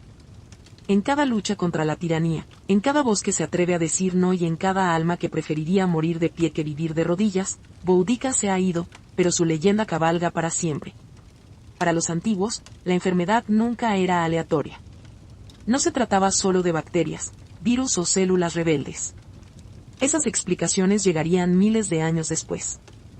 En el mundo antiguo, la enfermedad era un síntoma no solo de un fallo físico, sino de una perturbación más profunda, una alteración del equilibrio, una fractura en la armonía entre el cuerpo, la mente, el alma y la naturaleza. En Mesopotamia, la enfermedad se veía a menudo como un castigo divino. Si alguien enfermaba, se creía que había ofendido a un dios, roto un tabú o atraído una maldición. El diagnóstico no comenzaba con los síntomas, sino con preguntas. ¿Qué has hecho? ¿A quién has enfadado?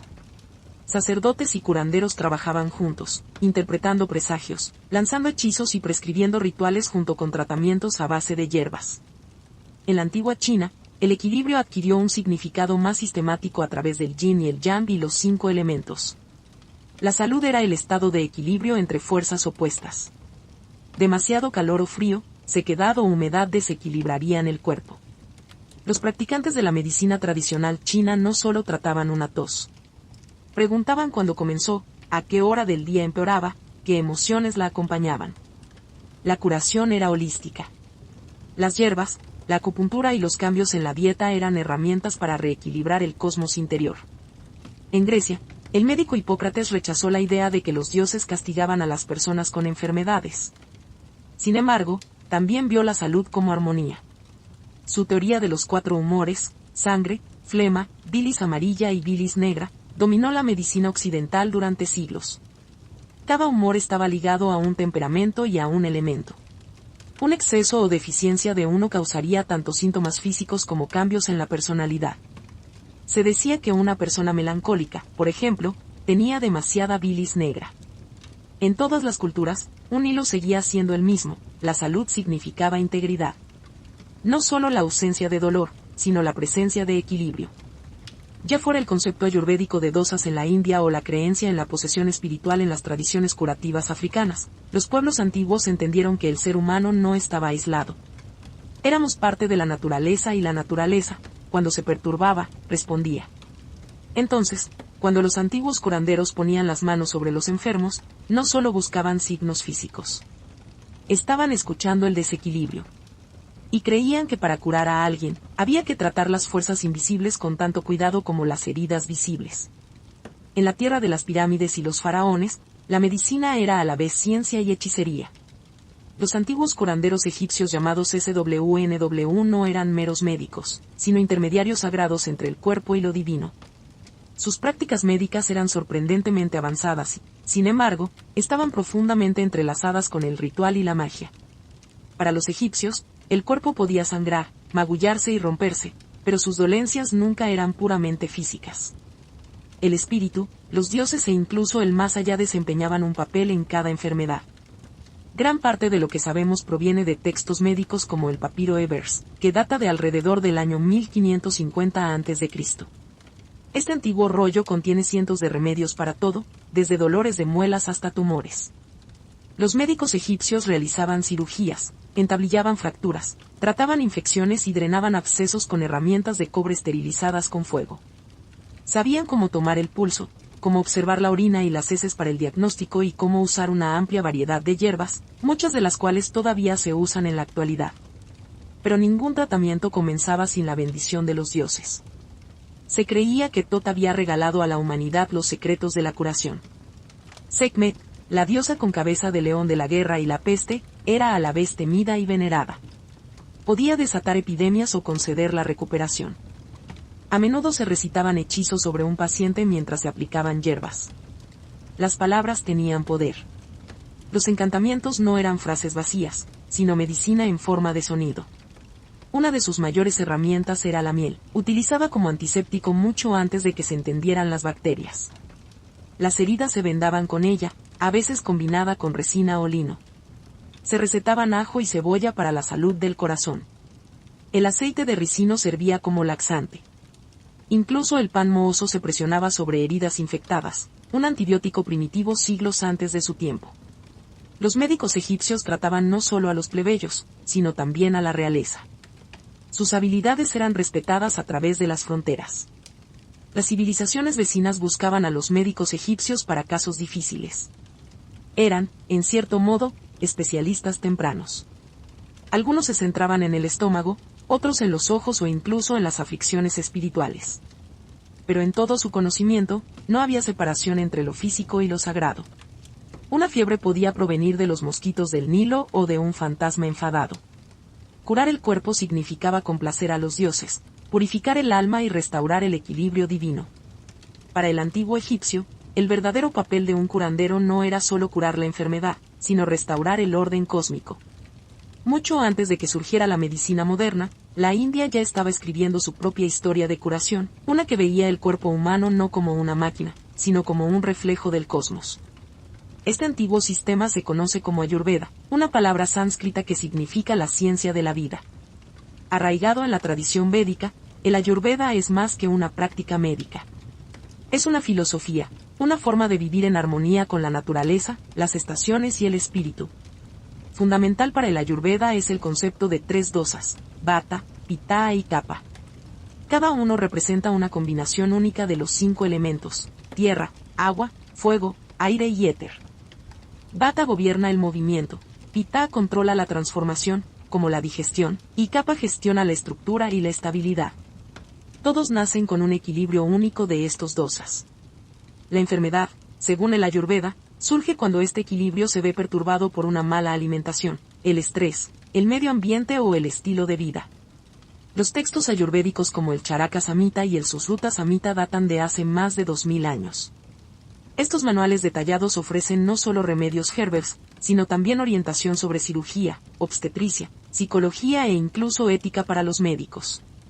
Charaka se centró en la medicina interna, promoviendo la prevención como la primera línea de defensa. Susruta, mientras tanto, es recordado como un pionero de la cirugía, que describe más de 300 procedimientos quirúrgicos y más de 120 instrumentos quirúrgicos, muchos tallados en madera o metal. Una de sus técnicas más asombrosas fue la rinoplastia, la reconstrucción de una nariz utilizando un colgajo de piel de la mejilla o la frente del paciente. Esto no era cosmético.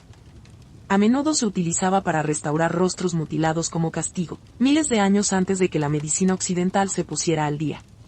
Susruta ya había sentado las bases, pero la fuerza de la Ayurveda reside en su enfoque holístico. Curar el cuerpo es inseparable de curar la mente y el alma. Los tratamientos incluyen medicina herbal, yoga, ejercicios de respiración, pranayama, masajes con aceite, abhyanga y ayuno meditativo.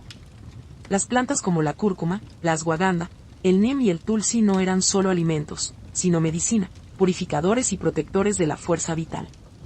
Un curandero ayurvédico podría tratar una fiebre no solo con hierbas, sino ajustando tu horario de sueño, examinando tu salud emocional y limpiando tu fuego digestivo, Agni.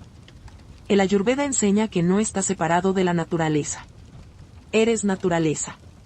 Y cuando enfermas, es la llamada de la naturaleza a volver al equilibrio. En la antigua China, la salud nunca se trataba solo de carne y hueso, sino de energía, la fuerza vital invisible llamada Yi, pronunciado Chi, que fluía a través de todo ser vivo. Y la clave para el bienestar era asegurar que él se moviera libremente, sin bloqueos ni excesos. Esta idea fundamental daría forma a uno de los sistemas médicos continuos más antiguos del mundo, la medicina tradicional china, MTC. Para entender la enfermedad, los antiguos médicos chinos primero tenían que entender la naturaleza misma. Observaron los ritmos de las estaciones, las fases de la luna, el comportamiento de los animales y el giro del cosmos. De estos patrones surgieron 2 principios fundamentales, el yin y el yang, y los 5 elementos, madera, fuego, tierra, metal y agua. El yin y el yang representaban el equilibrio en todas las cosas. El yin era fresco, oscuro, pasivo, interno. El yang era caliente, brillante, activo, externo. Cada órgano, emoción y función del cuerpo se clasificaba bajo estas fuerzas opuestas pero complementarias. La salud entonces era un equilibrio dinámico entre ellas. Una fiebre no era solo un aumento de la temperatura, sino un exceso de yang. La fatiga podría indicar un agotamiento del yin. El diagnóstico era un arte. Los médicos no dependían de herramientas, sino de los sentidos. Examinaban la lengua, sentían el pulso en múltiples posiciones, escuchaban el tono de la voz y hacían preguntas sobre los sueños, las emociones y las deposiciones. Cada detalle ofrecía una visión del equilibrio o desequilibrio del Yi. Para restaurar la salud, recurrían a una amplia gama de herramientas. La acupuntura, La inserción de finas agujas en puntos precisos a lo largo de los meridianos del cuerpo se utilizaba para desbloquear el y restaurar el flujo. La moxibustión, la quema de la hierba de Artemisa cerca de estos puntos, se utilizaba para calentar y estimular la circulación. Las ventosas, las fórmulas Herbels, los ejercicios de Qigong y los ajustes dietéticos estrictos desempeñaban papeles vitales. El antiguo texto Wan Di Neijing, el canon interno del emperador amarillo, compilado hace unos 2000 años, sigue siendo la base de la MTC en la actualidad. No solo enumeraba enfermedades, sino que exploraba causas, prevención y estilo de vida. Enseñaba que las emociones como la ira, el dolor y el miedo podían perturbar los órganos, y que la curación requería tanto equilibrio emocional como remedios físicos. La medicina china nunca separó a la persona del mundo que la rodeaba. Para tratar el cuerpo, uno debe tratar el clima, el alma y la energía invisible interior. En cada latido del corazón, creían los antiguos, él y hablaba, y la tarea del curandero era escuchar. En los templos de la antigua Grecia y los foros de Roma, la medicina comenzó a alejarse de lo divino y a entrar en el reino de la razón. Pero incluso aquí, el cuerpo todavía se veía como un delicado ecosistema gobernado por el equilibrio y el temperamento.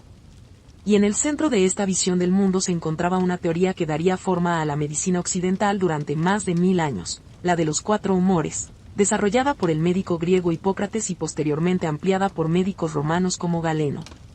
La teoría proponía que el cuerpo humano estaba gobernado por 4 fluidos: sangre, flema, bilis amarilla y bilis negra. Cada humor correspondía a un elemento: aire, agua, fuego y tierra, y a un temperamento específico. Una persona sana tenía estos fluidos en equilibrio. La enfermedad era simplemente el resultado de demasiado o muy poco de uno de ellos. Si alguien tenía fiebre y era agresivo, podría tener un exceso de bilis amarilla, un desequilibrio colérico. Un paciente lento y pálido podría estar sufriendo una sobrecarga de flema, vinculada al frío y la humedad. Por lo tanto, el tratamiento se centraba en restaurar el equilibrio mediante sangrías, purgas, dietas especiales y baños. Pero los griegos no se detuvieron en los fluidos. También creían en el poder curativo de la observación y el entorno. El juramento hipocrático, que todavía resuena en la medicina moderna, instaba a los médicos a no hacer daño, a observar a sus pacientes cuidadosamente y a tratar a la persona en su totalidad, no solo la enfermedad. Hipócrates aconsejó a sus estudiantes que tuvieran en cuenta las estaciones, los vientos, la calidad del agua e incluso el estado de ánimo de los pacientes. Los santuarios curativos conocidos como Asclepeion, nombrados en honor al dios Asclepio, salpicaban el paisaje griego. Estos eran más que hospitales, eran retiros espirituales. Los pacientes dormían en dormitorios sagrados con la esperanza de recibir sueños curativos. La purificación ritual, el ejercicio, la dieta y la oración eran parte de la cura. Era un espacio donde la razón y la religión caminaban de la mano. En Roma, la práctica médica evolucionó aún más con el ascenso de Galeno, un médico griego que sirvió a gladiadores y emperadores. Realizó disecciones en animales para comprender la anatomía, escribió cientos de textos médicos y ayudó a estandarizar el humoralismo en todo el imperio.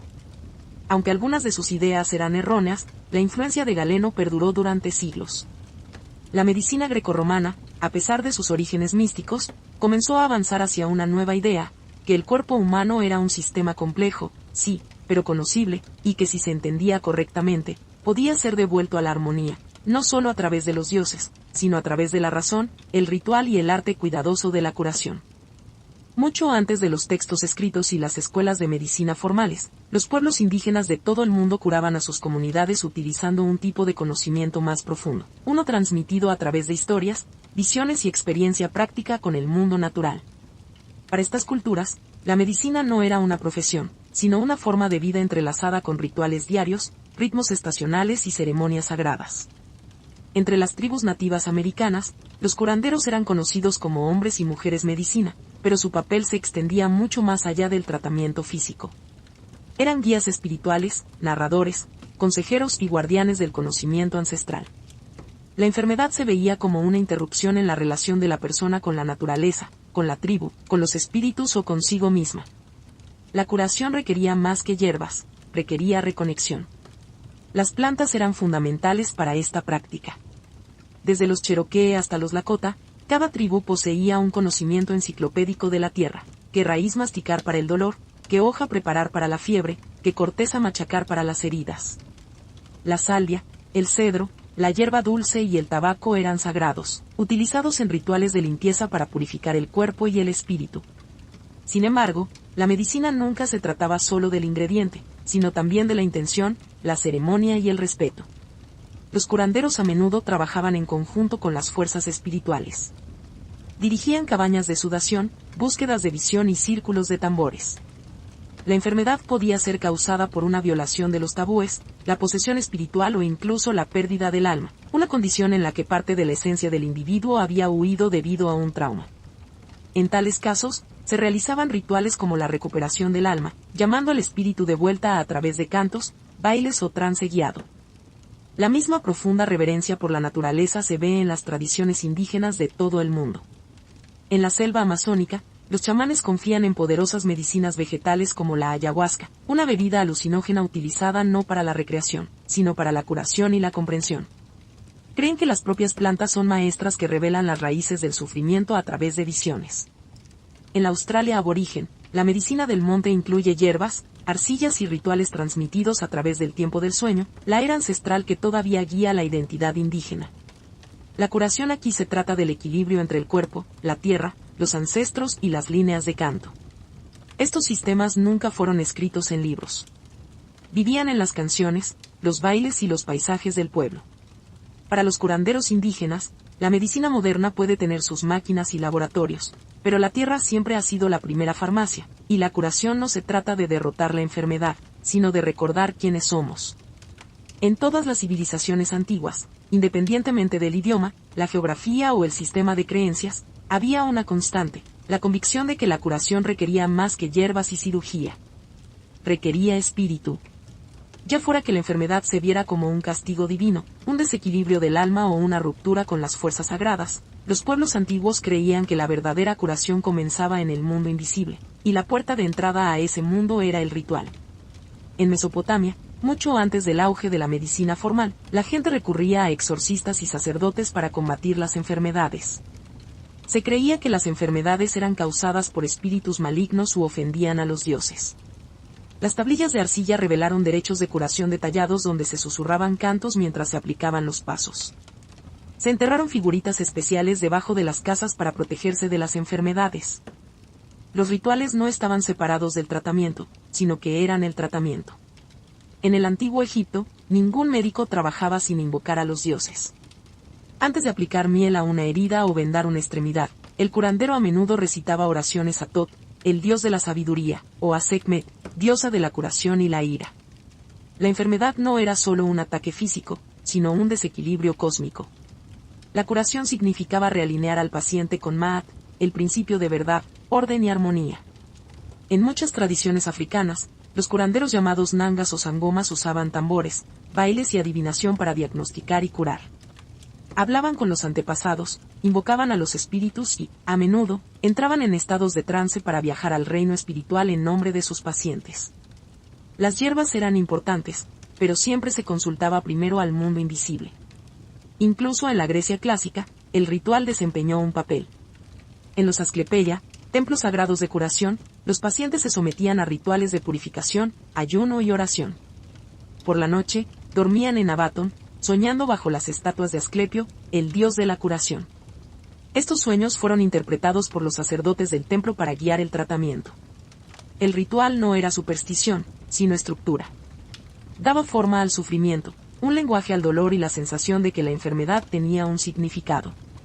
A través de actos simbólicos, las personas podían transformar el miedo en esperanza, el aislamiento en conexión y el caos en control. Y más que eso, les recordaba que no estaban solos. Incluso hoy en día, la ciencia estudia el efecto placebo, el poder de la creencia, el impacto curativo de la intención. Los antiguos no necesitaban los datos, ya lo entendían. A veces, una palabra pronunciada con reverencia puede curar más profundo que cualquier hoja, porque no todas las heridas son visibles y no toda la medicina está hecha de materia. Cuando pensamos en la cirugía antigua, a menudo imaginamos herramientas toscas, manos temblorosas y dolor insoportable, pero la verdad es mucho más impresionante y más humana. En todo el mundo antiguo, la cirugía se practicaba con sorprendente precisión.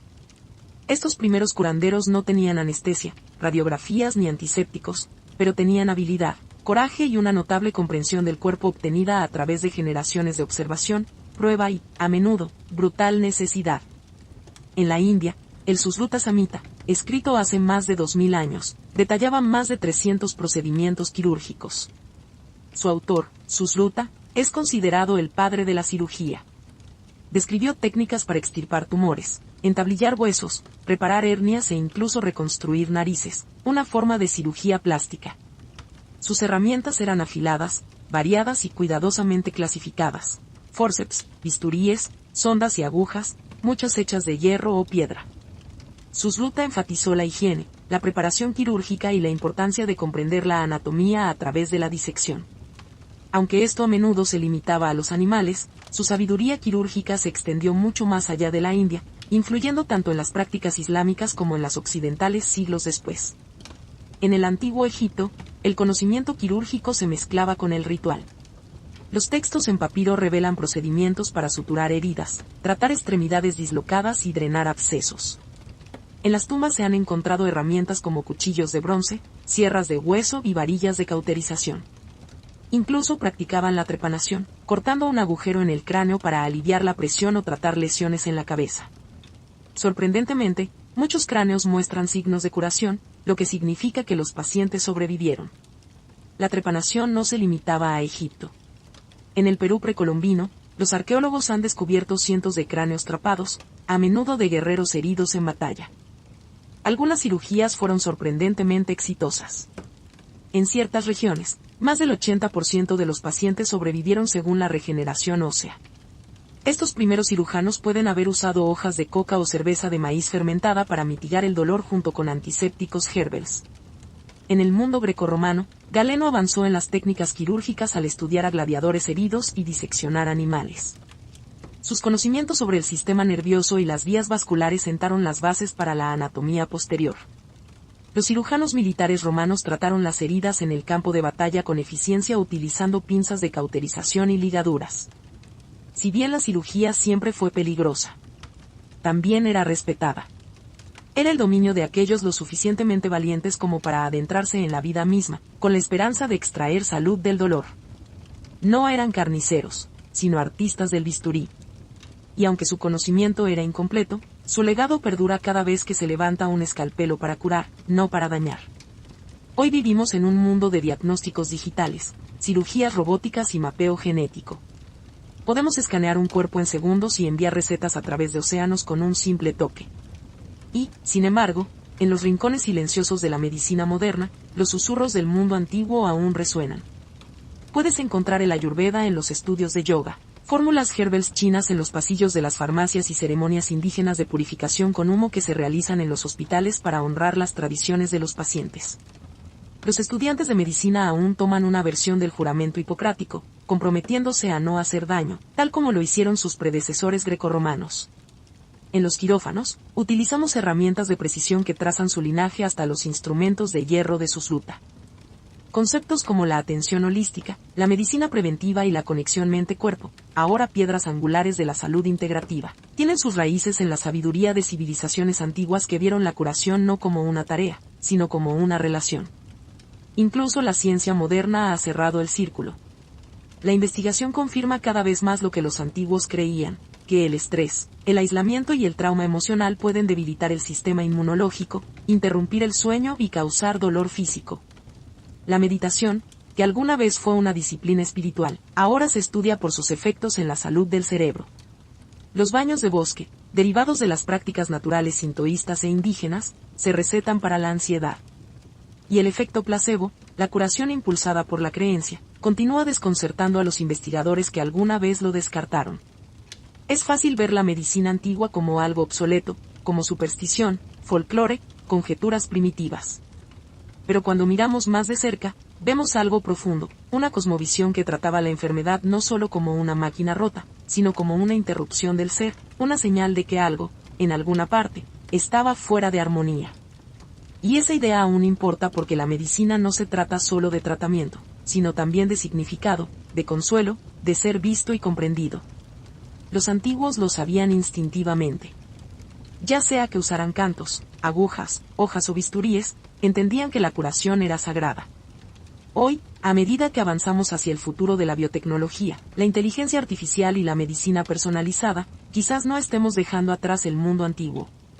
Quizás estemos regresando a él con nuevas herramientas, pero con el mismo corazón humano, un corazón que todavía anhela el equilibrio, la totalidad, la curación, no solo del cuerpo, sino también del espíritu. Su nombre se desliza a través de la historia como una melodía a medio recordar. Safo, una poetisa de la isla de Lesbos, nacida alrededor del año 630 a.C., cuya voz una vez conmovió los corazones de los oyentes bajo cielos estrellados, y cuyas palabras, incluso en fragmentos, aún resuenan con anhelo. A diferencia de los grandes guerreros y reyes de la antigua Grecia, la fama de Safo no provino de la conquista, sino de la emoción. Su dominio no era el campo de batalla, sino el alma humana.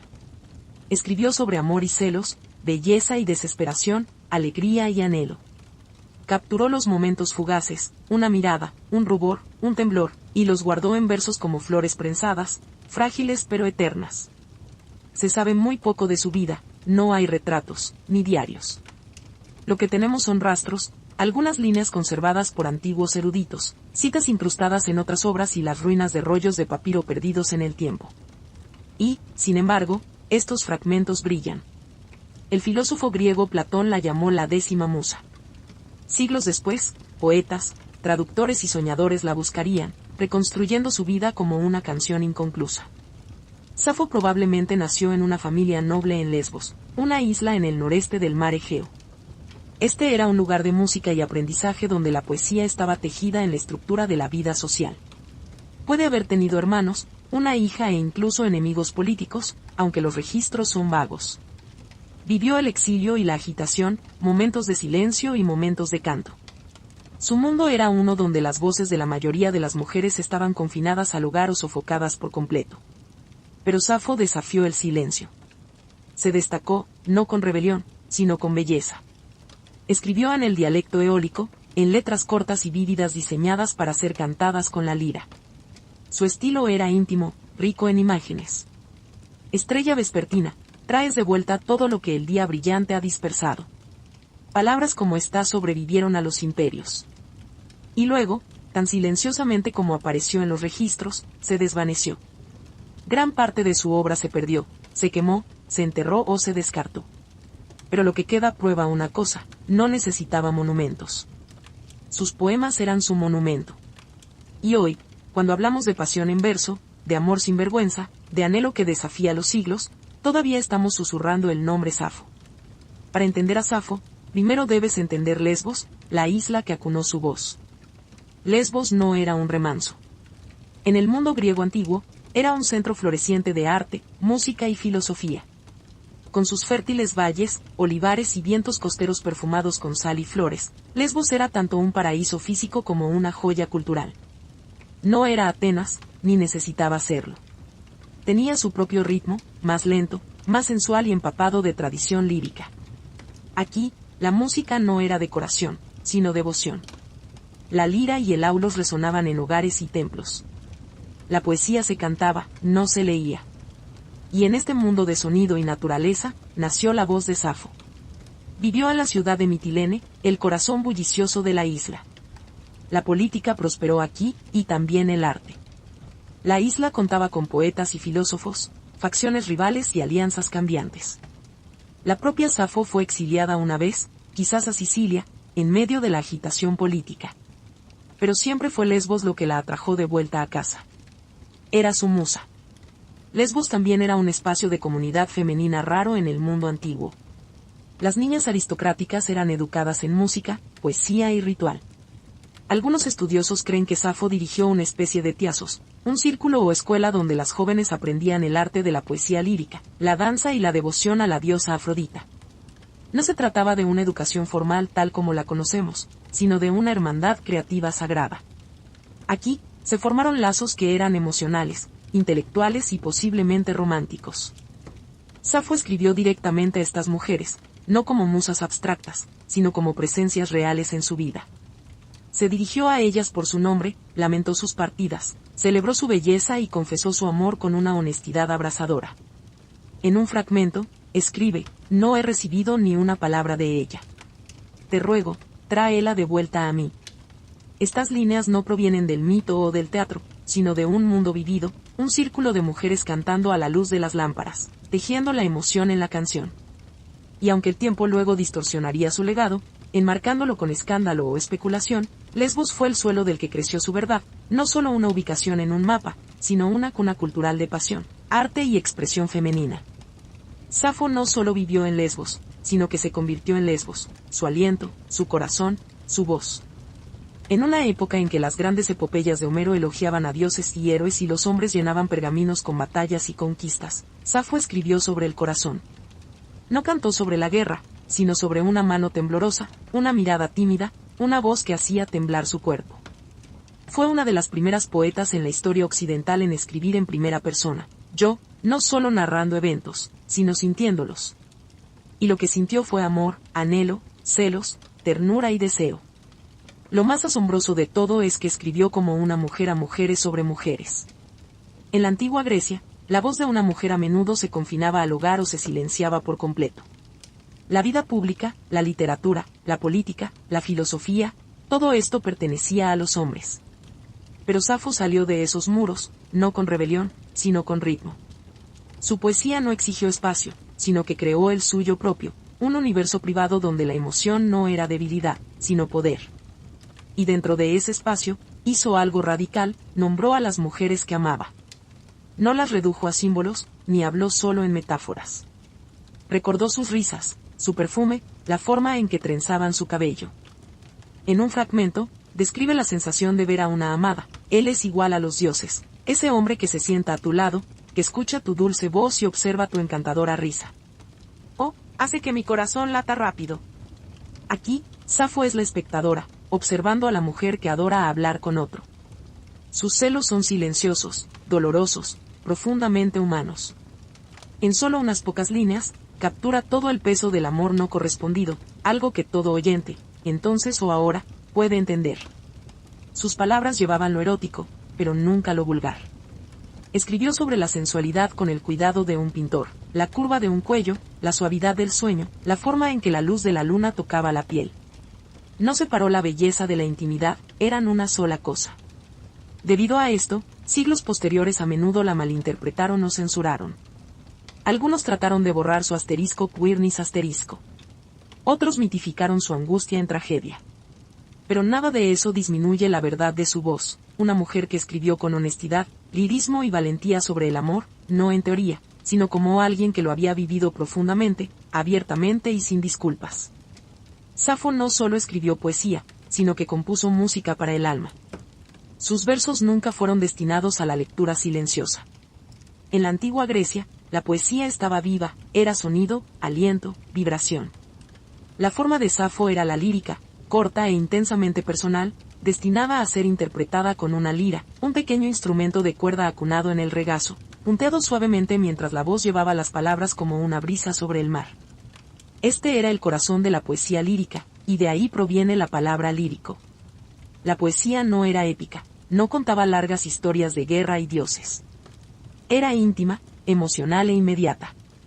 La lírica era un susurro, una confesión, una carta de amor cantada bajo higueras o en habitaciones iluminadas con velas. Y Safo fue su indiscutible maestra. Sus poemas fueron elaborados en griego eólico, un dialecto regional rico en suavidad y ritmo. Su metro preferido, ahora llamado estrofa sáfica, fluía con un ritmo particular, 3 líneas largas seguidas de una más corta y contundente, como un suspiro al final de un pensamiento anhelante. Era sutil y musical, como el ascenso y descenso de la respiración durante un momento tranquilo entre amantes. Habría interpretado estas canciones rodeada de mujeres, estudiantes, compañeras, tal vez incluso sacerdotisas. Estas reuniones, posiblemente rituales o educativas por naturaleza, también eran espacios de libertad, espacios donde la emoción, la canción y el cuerpo no estaban fragmentados, sino completos. A través de estas actuaciones, Safo capacitó a otros en el arte de la composición, creando no solo poemas, sino una cultura. Solo podemos imaginar cómo sonaba, el suave tañido de las cuerdas, el claro ascenso de su voz, la quietud de los oyentes pendientes de cada sílaba. Muchos de sus poemas no se abren con declaraciones, sino con preguntas o invocaciones, como el comienzo de una conversación o una oración. Ven a mí ahora, oh Afrodita del trono dorado, y libérame del duro cuidado. Estos eran poemas que alcanzaban a los dioses y se adentraban en el deseo, y sin embargo se sienten sorprendentemente modernos. Podrías ponerles música hoy y aún despertarían algo crudo y real. Safo convirtió la poesía en canción. Y al hacerlo, le recordó al mundo que la emoción es música, que cada angustia, cada escalofrío al tacto o temblor de voz merece una melodía. Y la suya es una que todavía resuena siglos después. Por cada línea de la poesía de Safo que tenemos hoy, docenas, quizás cientos, se pierden. Lo que queda son fragmentos, pedazos de emoción y sonido, frases arrancadas de sus canciones originales, que se desplazan a través del tiempo. Algunos son estrofas completas, otros son meros susurros, una sola palabra, una astilla de anhelo, un pensamiento final sin un comienzo. Y, sin embargo, incluso estas piezas rotas palpitan con vida, como brasas que brillan en la ceniza de algo que alguna vez fue brillante. ¿Por qué desapareció tanto? Tiempo, guerra y destrucción deliberada. Las obras de Safo una vez se recopilaron en 9 volúmenes, organizados en la famosa Biblioteca de Alejandría. Estos probablemente fueron copiados y recitados en todo el mundo clásico. Pero con la caída de esa biblioteca, gran parte de la literatura antigua se perdió. Más tarde, a medida que aumentó la influencia cristiana, muchas obras consideradas paganas o inmorales fueron suprimidas, descuidadas o intencionalmente quemadas. La poesía de Safo, llena de pasión, especialmente el amor entre personas del mismo sexo, la convirtió en un objetivo. En el periodo medieval, se convirtió en un fantasma. Su nombre sobrevivió, pero su voz fue casi silenciada. Solo a través de citas de otros autores conservadas en gramáticas, comentarios u obras filosóficas, bits de su poesía escaparon a la extinción. Estos fragmentos a menudo se citaban por su estilo o vocabulario, no por su fuerza emocional. Sin embargo, los sentimientos aún se filtraban. Luego vinieron los papiros. A fines del siglo XIX y principios del XX, los arqueólogos que excavaban en las arenas de Oxirrinco, Egipto, descubrieron miles de restos de manuscritos antiguos, entre ellos líneas rotas y descoloridas de Safo, pedazos de canciones que no se habían visto en más de 1000 años. Siguieron más descubrimientos. En 2004, se encontró un poema casi completo en un papiro envuelto alrededor de una momia en Alemania. Cada recuperación se sintió como una resurrección. Y, sin embargo, falta mucho. La leemos hoy en Ecos. Lo que anhelamos no es solo lo que escribió, sino lo que podría haber dicho si la historia la hubiera dejado hablar sin interrupción. Aún así, hay algo inquietantemente apropiado en esta supervivencia a través de fragmentos. Safo escribió sobre la impermanencia, sobre momentos fugaces, sobre la belleza que se escapa entre los dedos como arena. Y entonces, tal vez sea apropiado que su poesía nos llegue no como un monumento, sino como un misterio, un rompecabezas reconstruido por amantes del lenguaje, de la música, del corazón, una voz una vez ahogada en el fuego que aún arde. La poesía de Safo era demasiado honesta para escapar del juicio. En su vida, fue admirada, incluso celebrada como una maestra de la poesía lírica. Platón la llamó la 10ª musa, colocándola entre lo divino. Sin embargo, a medida que pasaron los siglos y las culturas cambiaron, su legado se volvió retorcido, silenciado o escandalizado, dependiendo de la época. ¿Por qué? Porque escribió sobre el amor, y no del tipo que la historia se sentía cómoda recordando. Gran parte de su poesía se centra en el profundo afecto y deseo por las mujeres. Elogió su belleza, lamentó su ausencia, confesó celos y celebró su intimidad. En su mundo, esto no era extraño. En el entorno cultural de Lesbos, especialmente entre las mujeres aristocráticas, los lazos emocionales cercanos y posiblemente románticos eran aceptados, incluso honrados. Pero las generaciones posteriores, especialmente bajo los valores romanos, cristianos y victorianos, lucharon con esto. En lugar de confrontar su verdad, reescribieron su historia. Los escribas medievales la ignoraron. Los traductores del Renacimiento suavizaron su lenguaje. Los victorianos la etiquetaron como una romántica trágica, desconsolada por un hombre, incluso inventando el mito de que saltó a la muerte desde un acantilado por el amor de un barquero llamado Faón, un cuento que no aparece en ninguna parte de su obra auténtica.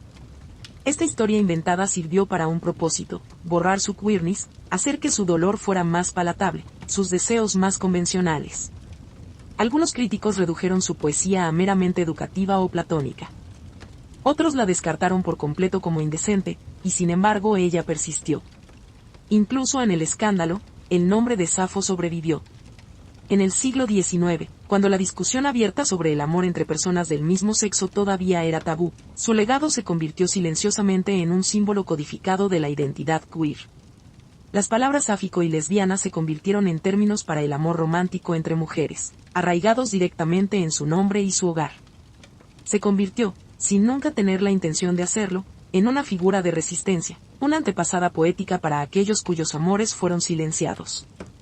Y aún hoy, los debates resuenan. ¿Quién era ella? ¿Una maestra, una amante, un mito, una amenaza? Pero tal vez la mejor pregunta sea, ¿por qué todavía tenemos miedo de su verdad?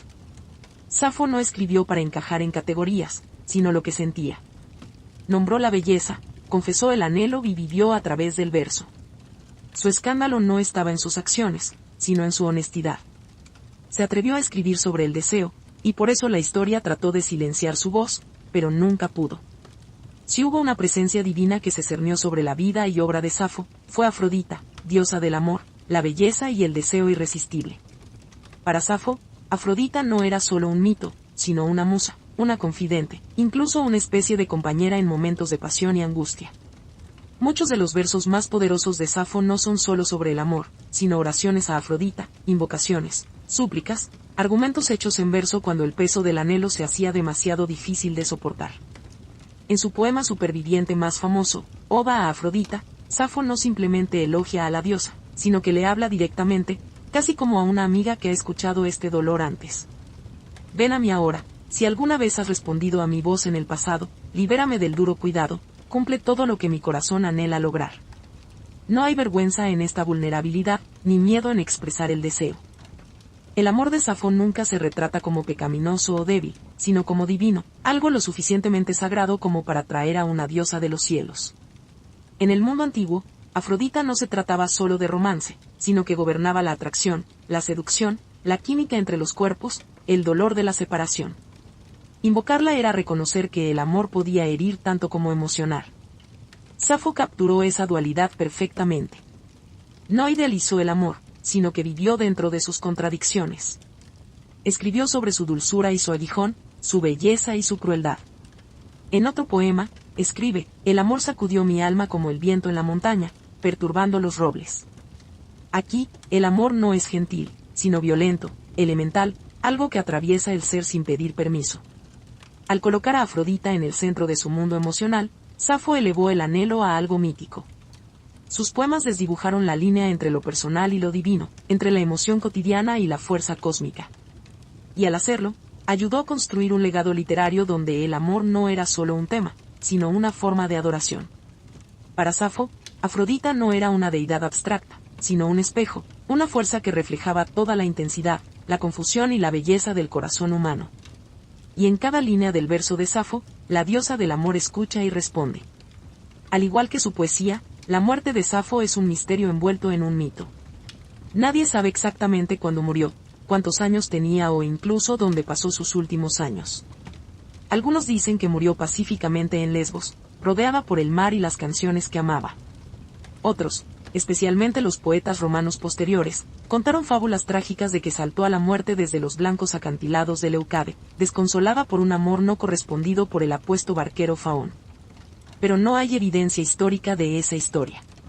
Parece más una invención, una forma para que una tradición literaria dominada por hombres reformule su amor y sufrimiento en una tragedia heterosexual. Convirtió la poderosa voz poética de una mujer que amaba a las mujeres en una víctima del afecto no correspondido por un hombre, un final limpio tal vez, pero falso. La verdad es más simple y profunda. Safo desapareció tan silenciosamente como llegó. Después de su muerte, su obra perduró durante siglos. Fue estudiada por filósofos, citada por dramaturgos y cantada en representaciones en todo el mundo griego antiguo.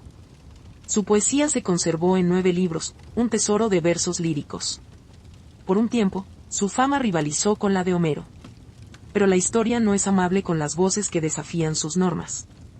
Con el auge del Imperio Romano y más tarde el dominio de los códigos morales cristianos, los poemas abiertamente emocionales y sensuales de Safo, especialmente aquellos que celebraban el amor femenino, cayeron en desgracia.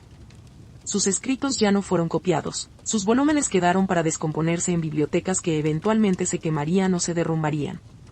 Algunos creen que sus obras fueron destruidas intencionalmente por los primeros funcionarios de la Iglesia que vieron sus canciones como peligrosas.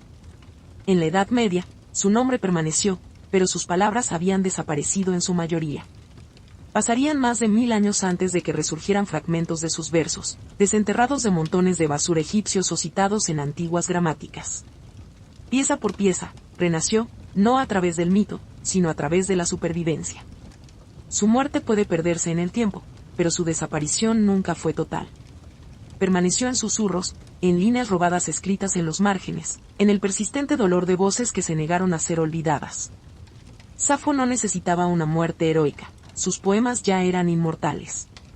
Y en los espacios donde sus palabras una vez vivieron, todavía podemos sentir la forma de su espíritu, anhelante, inacabado, pero nunca realmente desaparecido. La vida de Safo puede perderse en las sombras, sus versos dispersos e incompletos, pero su influencia nunca ha disminuido. En todo caso, solo se ha fortalecido, como una vela que parpadea pero se niega a apagarse. En cada época, alguien la ha redescubierto. En el Renacimiento, los eruditos examinaron sus fragmentos, maravillados por su delicado dominio de la emoción.